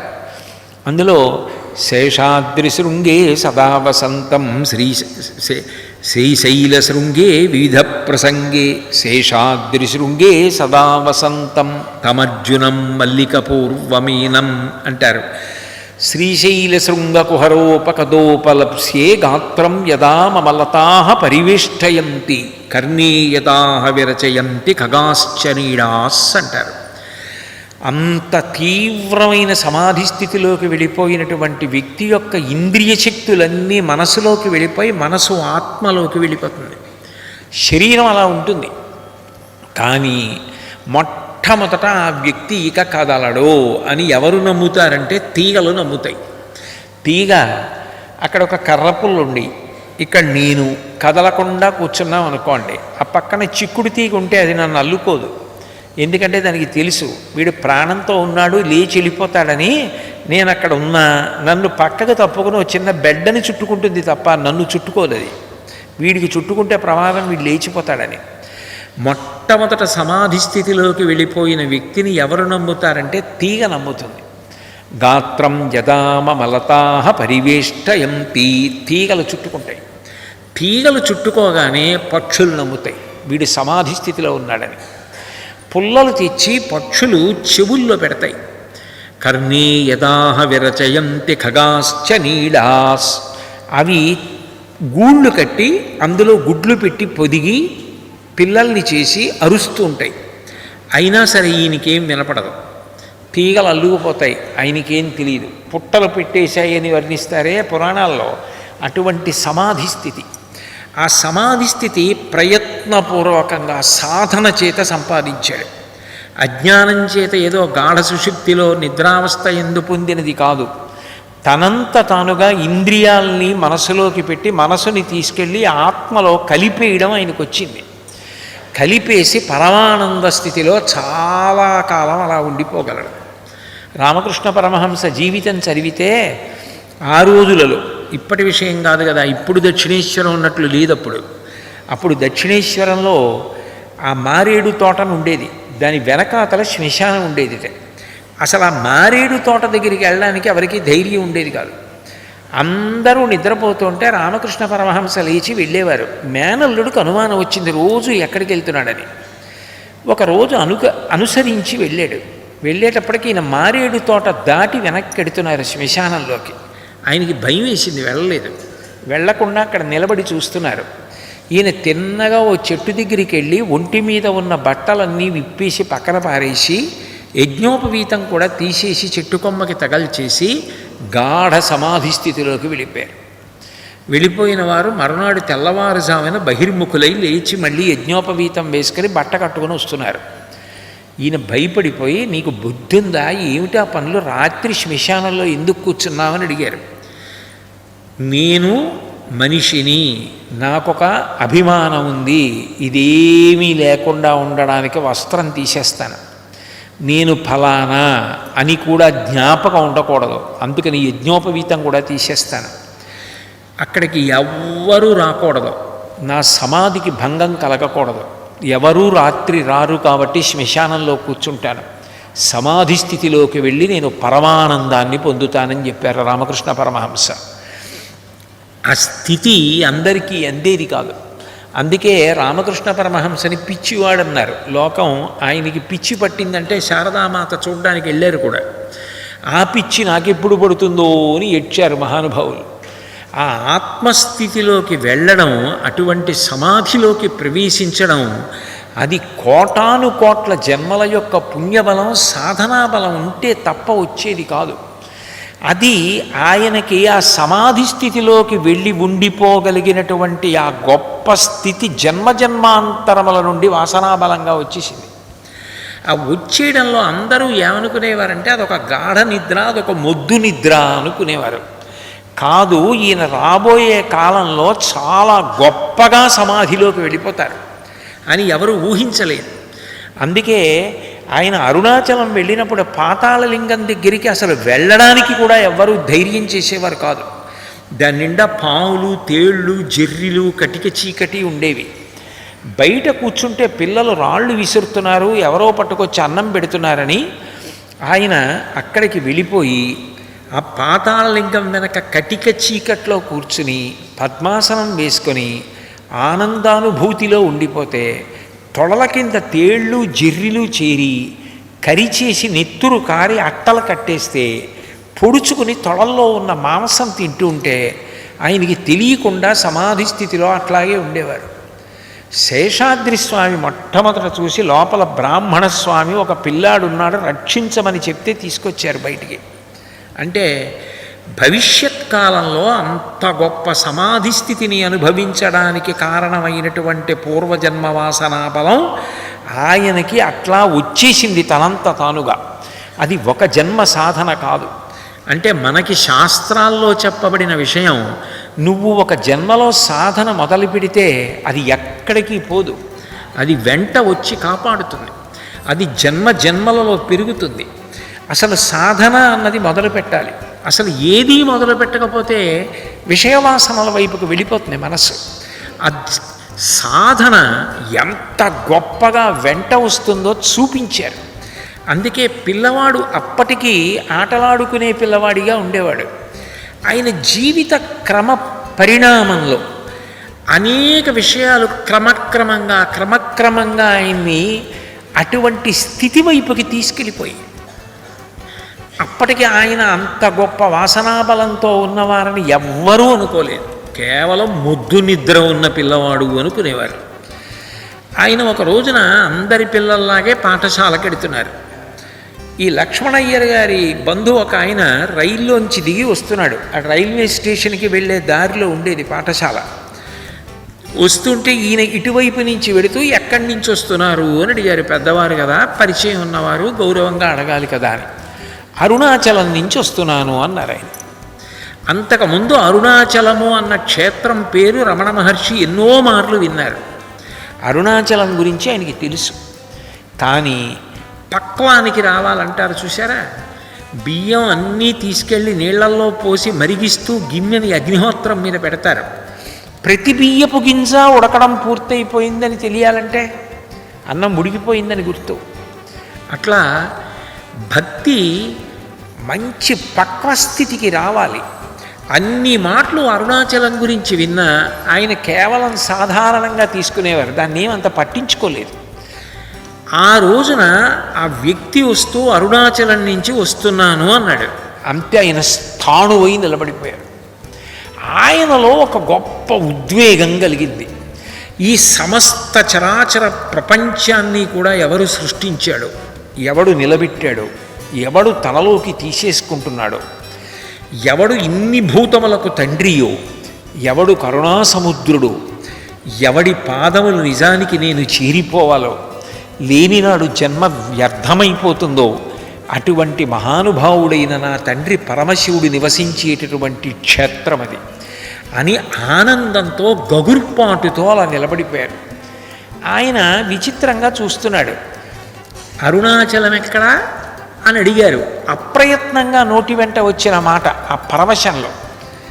ఆ వస్తున్న వ్యక్తి విచిత్రంగా చూసి, అరుణాచలం ఎక్కడంటావేమిట్రా, తిరువణ్ణామలై అని పిలుస్తాం కదా, అదే అరుణాచలం, అది తెలియదా నీకు అన్నారు. అనేటప్పటికే ఆ ఆనందపు పొంగు కిందకి వెళ్ళిపోయింది.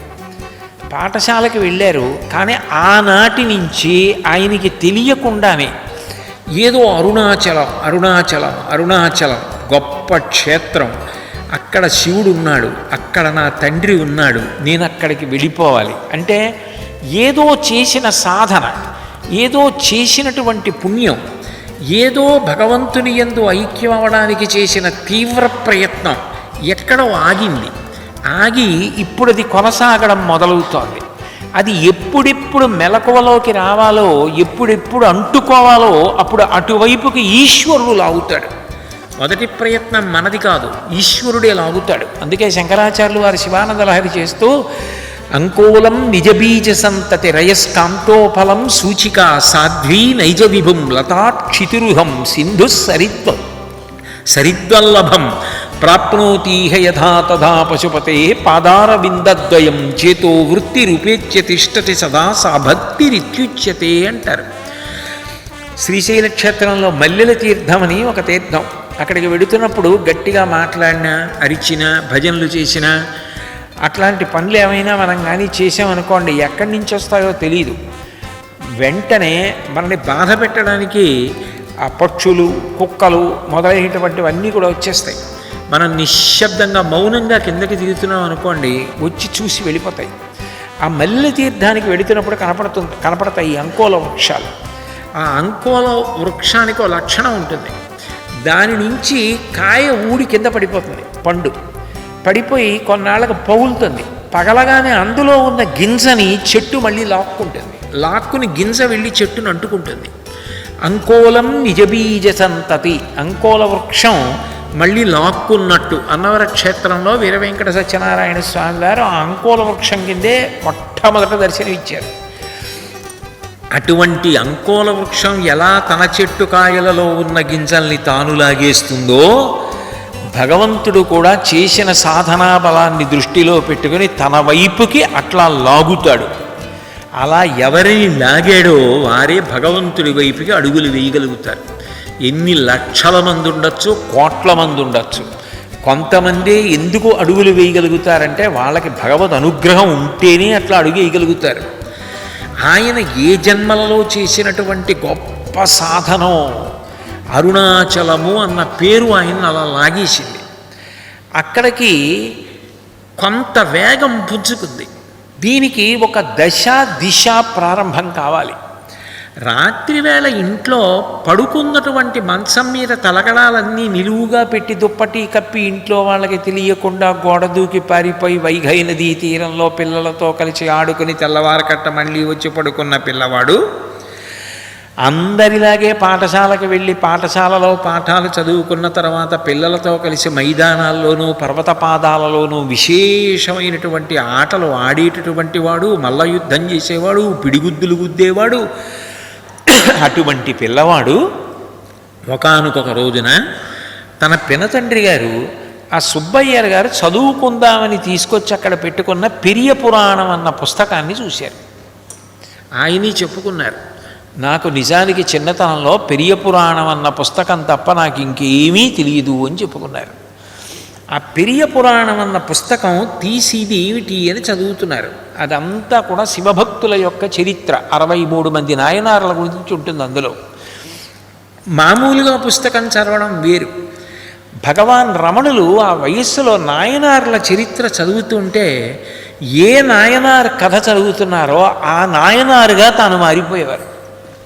మనసులో ఏదో మూర్తి నాయనార్ గురించి చదువుతున్నారు అనుకోండి, లేకపోతే ఇంకొక నాయనార్ గురించి సెక్కి నాయనార్ గురించి చదువుతున్నారు అనుకోండి, నీలనక్క నాయనార్ గురించి చదువుతున్నారు అనుకోండి, ఆ నాయనారు కింద తాను మారిపోయేవారు. ఆ నాయనారు కష్టాలు పడుతుంటే ఈయన కళ్ళంబట నీళ్లు ధారల కింద కారిపోయేవి. ఆ నాయనారికి శివానుగ్రహం కలిగి దర్శనమైతే ఈయన దర్శనమైనంత ఆనందానుభూతిని పొంది రోమాంచితమైపోయి అసలు ఒళ్ళు నిక్కబుడుచుకుపోయి వెంట్రుకలతోటి అట్లాగే సమాధి స్థితిలో ఉండిపోయేవారు. ఆ నాయనారు విజయం పొందాడనుకోండి, ఈయన విజయం పొందినంత ఆనందం పొందేవారు.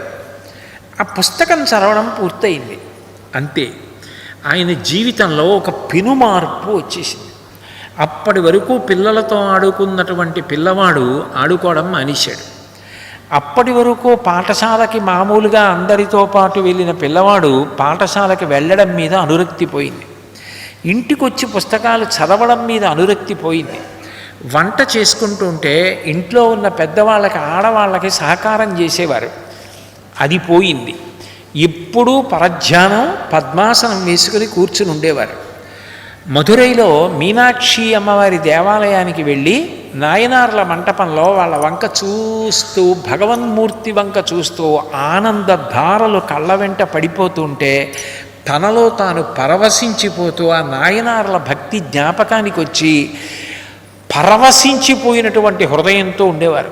శంకరులు శివానంద లహరిలోనే అంటారు, ఆనందాశ్రుభిరాతనోతి పులకం నైర్మల్యతశ్చాదనం వాచాశంఖముఖస్థితైశ్చ జఠరాపూర్తిం చరిత్రామృతైః రుద్రాక్షైర్భసితేన దేవ వపుషో రక్షాం భవద్భావనా పర్యంకే వినివేశ్య భక్తిజననీం భక్తార్భకం రక్షతి అంటారు.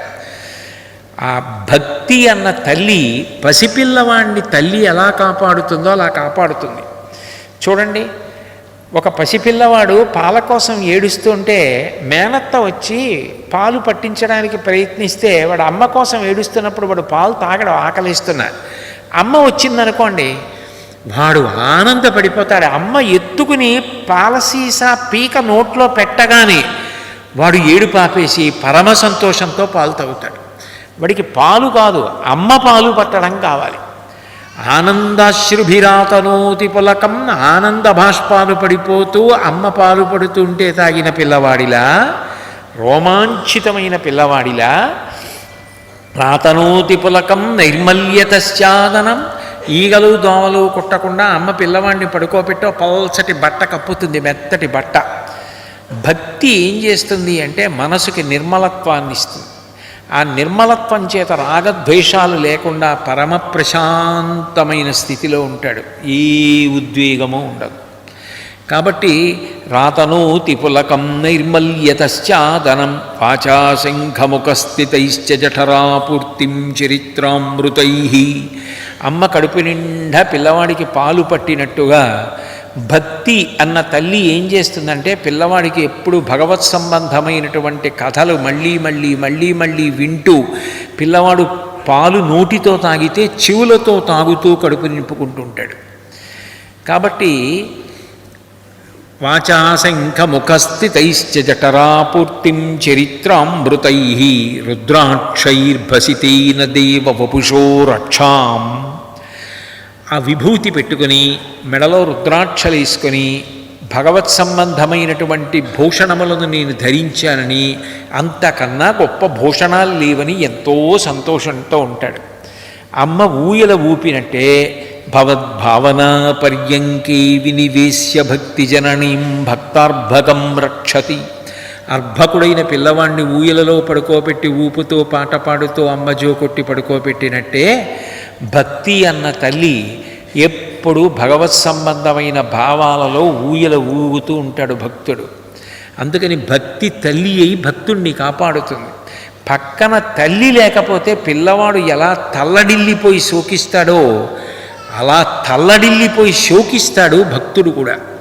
అందుకే ఆయన జీవితంలో అంత పెనుమార్పు ఎప్పుడు సంభవించింది, ఎట్లా సంభవించింది, పెరియ పురాణం చదివినంత మాత్రం చేత అంత గొప్ప స్థితి ఎలా వచ్చేసింది అంటే అది ఈ జన్మది అని చెప్పడం సాధ్యం కాదు. భగవద్గీతలో కృష్ణ భగవానుడు ఒక మాట అంటాడు, బహూనాం జన్మనామంతే జ్ఞానవాన్ మాం ప్రపద్యతే వాసుదేవ సర్వమితి సమహాత్మా సుదుర్లభ. అది ఒక్క జన్మలో రావడం అంత తేలిక విషయం కాదు. కోటాను కోట్ల మందిలో ఎవరో ఒక్కడున్నాడు. ఆయన ఎవరో తెలుసా? బహూనాం జన్మనామంతే జ్ఞానవాన్ మాం ప్రపద్యతే. అనేక కోట్ల జన్మలు సాధన చేశాడు. సాధన చేయగా చెయ్యగా చెయ్యగా చెయ్యగా చెయ్యగా ముందుకెళ్ళి దాన్ని వాసనాబలంగా తెచ్చుకొని జ్ఞాని అయ్యాడు.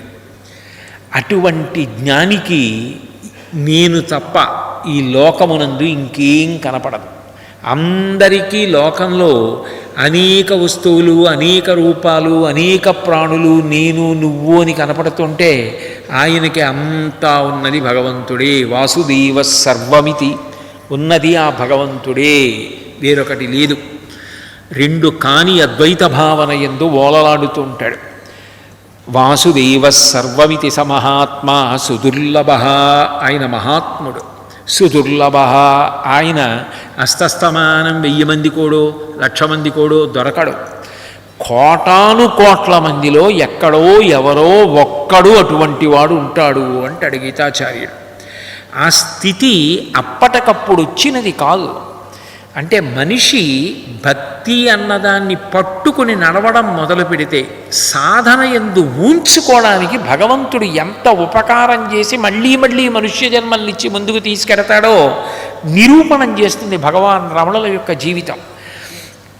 ఆ పెరియ పురాణం చదవడం మొదలుపెట్టినప్పటి నుంచి ఆయనలో అంత మార్పు వచ్చేసింది. ఈ మార్పు ఒక రోజున ఏ స్థితికి వెళ్ళిపోయింది అంటే, ఇక పరీక్షకి కొన్ని నెలలు ఉంది. 1894 సంవత్సరం అనుకుంటాను, మే నెల 29వ తారీఖు మధ్యాహ్నం 11 గంటలకి మధురై సాక్షాత్ మీనాక్షి పరదేవత అక్కడే కదూ ఉంది.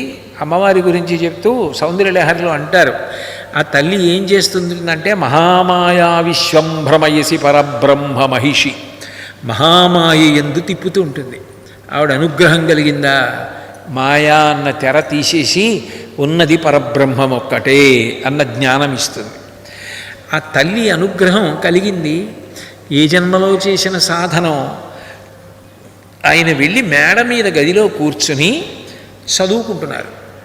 ఆ చదువుకుని పడుకున్నారు. ఆ పడుకున్నప్పుడు అందరూ కిందకి దిగిపోయారు, ఎవ్వరూ లేరు, ఒక్కరే ఉన్నారు. అకస్మాత్తుగా ఆయనకి నాకు మరణం కలుగుతోంది, నేను మృత్యువుని పొందుతున్నాను, నేను చనిపోతున్నానన్న భావన కలిగింది. ఊపిరి అందట్లేదని, ఇక గుండె కొట్టుకోవడం ఆగిపోతోందని, ఒళ్ళంతా చెమట పట్టేస్తోందని, కాళ్ళు బిగుసుకుపోవడం మొదలు పెడుతున్నాయని, రెండు పెదవులు గట్టిగా నొక్కుకుపోతున్నాయని ఆయనకి అర్థమైంది. సర్వసాధారణంగా అది భయకారకం. ఆ స్థితి కలగగానే భయంతో ఓపికంటే పిలుస్తారు, లేకపోయినా శరీరం పడిపోతోందని విశేషమైన భయానికి లోనవుతారు. అకస్మాత్తుగా స్థితిలో ఆయనకు ఒక అనుమానం వచ్చింది. శరీరం బిగుసుకుపోతోంది, కాళ్ళు బిగుసుకుపోతున్నాయి, చేతులు బిగుసుకుంటున్నాయి, పెదవులు ముడిపడిపోయాయి, దవడలు తెరుచుకోవట్లేదు, గుండె కొట్టుకోవడం తగ్గిపోతోంది, ఊపిరి అందట్లేదు. అంటే ఈ శరీరం పడిపోతోంది. ఈ శరీరము మృత్యుపాలవుతోందని ఏదో తెలుసుకుంటోంది. ఆ తెలుసుకుంటున్నది మాత్రం అలాగే ఉంది. పడిపోతున్నది నేనా, తెలుసుకుంటున్నది నేనా అని అనుకోగానే ఆయనకి ఇంకొక ఆలోచన వచ్చింది. ఓ, ఇది చనిపోతోందని ఇప్పుడు తెలుసుకుంటున్నది నేను. ఈ చనిపోతున్నదేదో అది అసత్యమైనది, నిత్యము కానిది. ఇది చనిపోతుంది, ఈ ఊపిరి కూడా ఆగిపోతుంది. అప్పుడు కింద నుంచి వస్తారు కొంతమంది, వచ్చి చూస్తారు, వీడి చనిపోయాడు అంటారు. ఈ శరీరాన్ని తీసుకెళ్ళిపోతారు శ్మశానానికి. దీన్ని కట్టెల మధ్య పెట్టి కాల్చేస్తారు. కాల్చేస్తే ఇది బూది కుప్ప అయి పడిపోతుంది. అంటే ఈ శరీరం కాలిపోతుంది, ఈ శరీరం బూది కుప్ప అయి పడిపోతుంది. కానీ ఇది మరణిస్తోంది అని తెలుసుకుంటున్నటువంటి ఈ అహం ప్రజ్ఞ ఏది తెలుసుకుంటోందో, ఏది సాక్షిగా ఉందో అది మాత్రము ఏమీ అవదు. అది నేను, శరీరము నేను కాదు. అంటే మృత్యువు చేత గ్రసింపబడేవి శరీరములు తప్ప ఆత్మ కాదు. ఆత్మకు మృత్యువు లేదు, నేను ఆత్మ అని ఆయనకి అనుభవంలోకి వచ్చేసింది. ఇది నోటితో చెప్పడం చాలా తేలిక.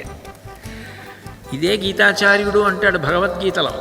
ఆయన భగవద్గీతలో మాట్లాడుతూ జాతస్య హి ధ్రువో మృత్యు ధ్రువం జన్మమృతస్య చ తస్మాదపర్యార్యేద్ధే నత్వం శోచితుమర్హసి అశోచ్యానన్వశోచస్త్వం ప్రజ్ఞావాదాంశ్చ భాషసే గతాసూన గతాసూంశ్చ నానుశోచంతి పండితాః వాసాంసి జీర్ణాని యథా విహాయ నవ్యాని గృహాణి నరోపరాణి తథా శరీరాణి విహాయ జీర్ణాన్ అన్యాని సంయాతి నవాని దేహి దేహినోస్మిన్ యదా దేహే కౌమారం యవ్వనం జరా తథా దేహాంతర ప్రాప్తి ధీరస్తత్ర ముహ్యతి. పుట్టినటువంటి ప్రతివాడు శరీరాన్ని వదిలిపెట్టేయవలసిందే. వదిలిపెట్టేసిన ప్రతివాడు మళ్ళీ చేసిన పాపపుణ్యాలను భవించడానికి ఇంకొక శరీరాన్ని పుచ్చుకోవలసిందే. దేహినోస్మిన్ యదా దేహే కౌమారం యవ్వనం జరా తదా దేహాంతర ప్రాప్తి ధీరస్తత్ర ముహ్యతి. ఈ శరీరానికి ఒకప్పుడు బాల్యం ఉంది, కౌమారం ఉంది, యవ్వనం ఉంది, వార్ధక్యం ఉంది, అలాగే ఇది పడిపోవడము ఉంది. దాని గురించి ధీరుడు పండితుడైన వాడు వ్యామోహం చెందడు. ఎప్పుడూ పడిపోనిది, ఎప్పుడూ శాశ్వతమైనది, అసలు పోవడమన్న మాట అన్వయం కానిదేది ఆత్మ. నైనం చిందంతి శస్త్రాణి నైనం దహతి పావక నైచైనం క్లేదయంత్యాపో నశోషయతి మారుతః. అది గాలి చేత కొట్టబడదు, అగ్ని చేత కాల్చబడదు, నీటి చేత తడపబడదు, కత్తి చేత నరకబడదు. అది ఆత్మ. కానీ అది నేను అన్నది అనుభవంలోకి రాదు. ఈ శరీరమే నేను అన్న భ్రాంతి ఉండిపోతుంది. దాన్ని తొలగించుకోవడం సాధ్యం కాదు. తన కళ్ళ ముందు కొన్ని కోటాను కోట్ల ప్రాణులు వెళ్ళిపోతున్నాయి. తన ముత్తాత వెళ్ళిపోయాడు, తాత వెళ్ళిపోయాడు, తండ్రి వెళ్ళిపోయాడు, బంధువులు వెళ్ళిపోతున్నారు, ఇన్ని చూస్తున్నాడు. నేను మాత్రం ఉంటానంటాడు. ఆ నేను శరీరం అంటాడు. ఈ శరీరం మారిపోతోందని చూస్తున్నాడు. ఇది ఒకప్పుడు శిశువు, ఇది ఒకప్పుడు బాల్యంలో ఉంది, తర్వాత యవ్వనంలోకి వెళ్ళింది, తర్వాత వార్ధక్యంలోకి వెళ్ళింది. దీనికి జుట్టు తెల్లబడిపోతోంది, దీని శరీరం ముడతలు పడిపోతోంది, దీనికి పూర్వం ఉన్న సత్తా లేదు, దీనికి పూర్వం ఉన్న ఓపిక లేదు, దీనికి ఓపిక క్షీణించిపోతోంది. క్షీణించి ఒకనాడిది పతనం అయిపోతుంది. ఇది ఉండదు. ఇవాళ ఉన్న ఈ శరీరం కొన్ని సంవత్సరాల తర్వాత ఇక కనపడదు. అది గోడ మీద చిత్రపటంగా నిలబడిపోతుంది అంతే. శరీరం వెళ్ళిపోతుంది పంచభూతాల్లోకి. కానీ వెళ్ళనిది ఆత్మ. శరీరంతో ఉందామని అందరు అనుకున్నారు, కానీ ఎవరూ లేరు. ఎవరి శరీరమైనా వెళ్ళిపోవలసిందే అన్నదాన్ని అంగీకరించలేడు. ఇది ఉంటుంది. వాళ్ళందరూ అమాయకులు వెళ్ళిపోయారు, నేను మాత్రం ఉంటాను అని మాత్రం ఎవరికి వారే ఈ శరీరాన్ని చూపించి అనుకుంటాడు. కానీ వెళ్ళిపోయే శరీరం వెళ్ళిపోతుందని, వెళ్ళని ఆత్మ వెళ్ళదని, వెళ్ళని ఆత్మ నేనని మాత్రం అనుకోడు. వెళ్ళిపోయే శరీరాన్ని పట్టుకుని వెళ్ళకూడదని, వెళ్ళిపోతోందని ఏడుస్తూ ఉంటాడు అని గీతాచార్యుడు చెప్పినది సత్యంగా అనుభవంలోకి రావాలి అంటే ఎంత సాధన ఉంటే ఈశ్వరానుగ్రహం కలుగుతుంది. అది పుస్తకం చదువుకుంటే అనుభవంగా రాదది. అది ఎవరికి ఈశ్వర కృప కలిగిందో ఆ కృప కలిగిన వాళ్ళకి తాను ఆత్మ శరీరం కాదు అన్నది అనుభవంలోకి వస్తుంది తప్ప, నేను ఇన్ని పుస్తకాలు చదివానండి అంటే అది అనుభవంలోకి ఎందుకు వస్తుంది? మామిడి పండు గురించి ఎన్నో పుస్తకాలు చదవడం వేరు, మామిడి పండు తినడం వేరు. మామిడి పండు తింటే అనుభవంలోకి వస్తుంది కానీ మామిడి పండు గురించి పుస్తకాలు చదివితే తెలుస్తుందా? పుస్తకాలు అమ్మే చోటుకు వెళ్ళి మీ దగ్గర ఎన్ని రామాయణాలు ఉన్నాయంటే ఎంతమంది రామాయణాలు ప్రచురించారో, ఎంతమంది రచయితలు రాశారో అన్నీ ఆయన చెప్పచ్చు మీకు. ఇదిగోనండి, ఇది 6 పుస్తకాలు ఉంది, ఇది 8 పుస్తకాలు ఉంది, ఇది 12 పుస్తకాలు ఉంది, ఇది 3000 రూపాయలండి, ఇది 300 రూపాయలండి, ఇది వచనం అండి, ఇది పద్యం అండి, ఇది శ్లోకం అండి, ఇది తెలుగు అండి, ఇది సంస్కృతం అండి, ఇన్ని చెప్పచ్చు. ఇన్ని చెప్పిన ఆయనకి రామాయణంలో ఏముందో మాత్రం తెలియకపోవచ్చు. ఎందుకంటే ఆయన పుస్తకం అమ్మడం ఒకటే చేస్తున్నాడు, కానీ పుస్తకంలో ఏముందో ఆయన చదవడు కదా. మామిడి పండు తినని వాడికి మామిడి పండు గురించి ఎంత చదివినా మామిడి పండు రుచి తెలియదు కదా. మామిడి పండు తింటే మామిడి పండు రుచి అనుభవంలోకి వచ్చినట్టు ఆత్మ అనుభవంలోకి రావడానికి ఆ అనుభవం మన పరిశ్రమ చేత వచ్చేది కాదు. మన పరిశ్రమ ఎక్కడి వరకు అంటే భక్తితో కర్మాచరణమో. అందుకంటాడు భీష్ముడు విష్ణు సహస్రనామ స్తోత్ర పీఠికలో ఆచార ప్రభవో ధర్మ అంటాడు. నీకు తెలిసున్నది కాదు ధర్మం, నువ్వు ఆచరించినది ధర్మం. నువ్వు ఏ ధర్మాన్ని ఆచరిస్తూ వెళ్ళిపోతున్నావో దాని చేత భగవంతుడు ప్రీతి చెందుతాడు. ప్రీతి చెంది అది ఎప్పుడు ఇస్తాడంటే, రమణులకు ఎప్పుడు వచ్చింది అనుభవంలోకి? ఎవరికి తెలుసు అలా వస్తుందని? ఆయనకు వచ్చింది అనుభవంలోకి. అది ఒక్కసారి రాగానే పడుకున్న వ్యక్తి పైకి లేచారు అంతే. పూర్వం రమణులు వేరు, ఈ రమణులు వేరు. ఇక ఆయన మళ్ళీ జీవితంలో ఎప్పుడూ శరీరము నేను అన్నమాట ఆయనకి అన్వయం కాల.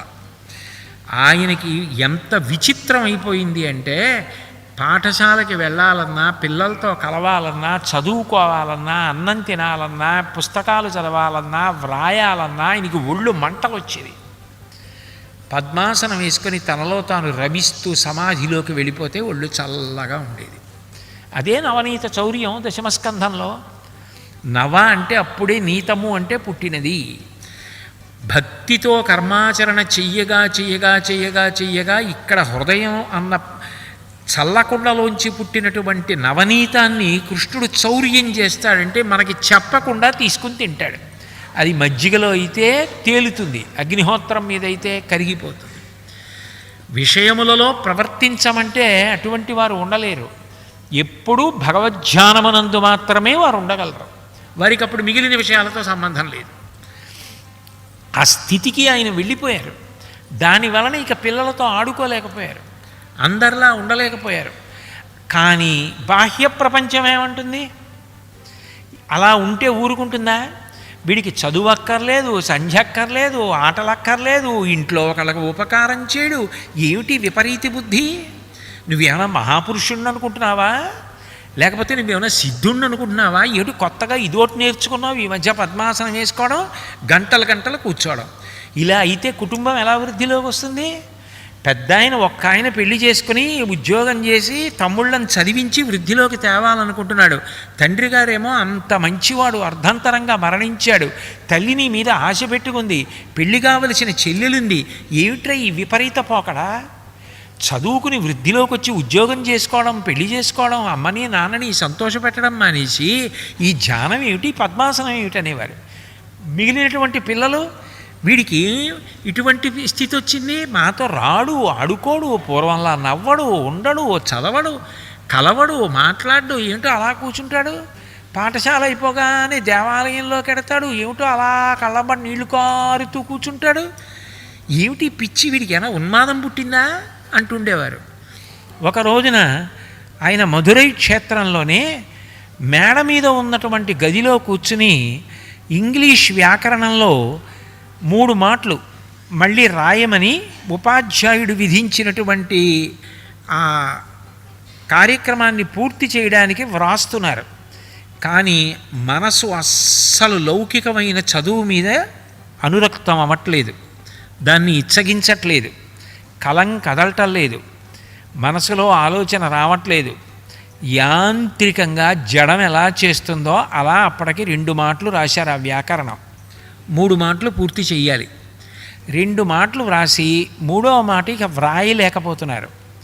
అక్కడే ఉండి అన్నగారు నాగస్వామి గారు అటు ఇటు తిరుగుతూ చూస్తున్నారు ఆ పిల్లాడిని. ఆయనకి చాలా కోపం వచ్చింది. ఈ మధ్య ఇటువంటి విపరీతపు బుద్ధులు ఎక్కువైపోయాయి, అసలు చదవడు, వ్రాయడు అని దగ్గరికి వచ్చి ఇటువంటి వాడికి ఇవన్నీ ఎందుకు అన్నారు. అంతే. అప్పటి వరకు చాలా మాటలు అన్నారు అన్నగారు అలా. కానీ ఆ రోజు ఆయన అన్న మాట ఆ పిల్లవాడికి ఇంకొకలా వినపడింది, గుండెల్లో గుణపం దిగినట్టు దిగింది. ఇటువంటి వాడికి ఇవన్నీ ఎందుకో అని. అవును కదా, నాకు ఎందుకు ఇవన్నీ, ఇవి ఉద్ధరిస్తాయా, ఇవి నేనెవరో తెలుసుకోవడానికి ఉపయోగపడతాయా, నాకు ఎందుకు ఈ వ్యాకరణం, ఎందుకు ఈ పాఠశాల, ఎందుకు ఈ భోజనం, ఎందుకు ఈ అనుబంధాలు, ఎందుకు ఈ అందరి మధ్య ఉండడం. నిజమే, నేను ఇమడలేను. నేను లౌకికం వైపుకి వెడదామంటే నాకు ఒళ్ళు మంటలు వస్తుంది. నేను ధ్యానంలోకి వెడితే ప్రశాంతంగా ఉంటుంది. కాబట్టి ఇది నాకు అనవసరం. మరి నేనేం చేయాలి, ఎవరి దగ్గరికి వెళ్ళిపోవాలి, నాకెవరు కావాలి అన్న ప్రశ్న వచ్చింది. రాగానే ఒక్కసారి ఆర్తి పుట్టింది. జన్మజన్మలకు నా తండ్రి అరుణాచలేశ్వరుడు. ఒక్కొక్క జన్మకి లౌకికంగా ఒక్కొక్క తండ్రి ఉండొచ్చేమో, ఎన్ని జన్మలెత్తినా నా తండ్రి అరుణాచలేశ్వరుడు. నేను ఆయన పాదాల దగ్గరికి చేరిపోవాలి. నేను సంతతము ఆయనకి సంబంధించినటువంటి ధ్యానమునందే సమాధిలో ఉండాలి. అప్పుడు తప్ప నాకు శాంతి ఉండదు అని అనుకుంటున్నారు. ఎందుకు వచ్చిందో తెలియదు అన్నగారి నోటి వెంట. ఆయన అరుణాచలం వెళ్ళిపోవడానికి కావలసిన మార్గం అన్నగారి రూపంలోనే అరుణాచలేశ్వరుడు సువ్యవస్థితం చేశాడు. తెలియకుండా అన్నగారు అన్నారు, అయితే చదవవా అని అడిగారు. లేచి నిలబడ్డారు కదూ, ఎక్కడికి అన్నారు. 12 గంటలకి పాఠశాలలో విద్యుచ్ఛక్తి మీద ప్రత్యేకం తరగతి ఉంది, నేను వెళ్ళాలి అన్నారు. కింద పెట్టెలో 5 రూపాయలు ఉన్నాయి, నువ్వు వెళ్ళే దారిలోనే నా కళాశాల ఉంది, జీతం కట్టాలి, వెళ్ళి ఆ డబ్బులు తీసుకొని నా కళాశాలలో కట్టి వెళ్ళు అన్నారు. అరుణాచలం వెళ్ళిపోదాం అనుకున్న వారికి అరుణాచలం వెళ్ళిపోవడానికి డబ్బులు కూడా అనుకోకుండా అన్నగారి ఇచ్చేశారు. అందుకు ఇచ్చారని అన్నగారికి తెలియదు. కిందకు వచ్చారు, పెట్టి తీశారు, 5 రూపాయలు తీశారు. అప్పటికి ఆయనకి తెలుసున్నది ఏమిటంటే తిరువణ్ణామలైకి వేరు మార్గంలో రైలులో వెళ్ళొచ్చని ఆయనకి తెలియదు. విల్లుపురం వరకు వెళ్ళి అక్కడి నుంచి అరుణాచలం చాలా దగ్గరని ఆయన ఉద్దేశ్యం. దానికి 3 రూపాయలు చాలు అని 3 రూపాయలు తీసుకుని 2 రూపాయలు వదిలేసి ఒక కాగితం తీసుకుని ఉత్తరం రాశారు. నేను నా తండ్రిని వెతుక్కుంటూ బయలుదేరుతున్నాను. దీనికోసం మీరెవ్వరూ పరిశ్రమించి దీనిని వెతకవలసిన అవసరం లేదు. ఇది మంచి కార్యం మీదే బయలుదేరుతోంది. నీ కాలేజీ ఫీజు కట్టబడలేదు, 2 రూపాయలు ఇందులో ఉంచుతున్నారు అంతే, సంతకం పెట్టలేదు.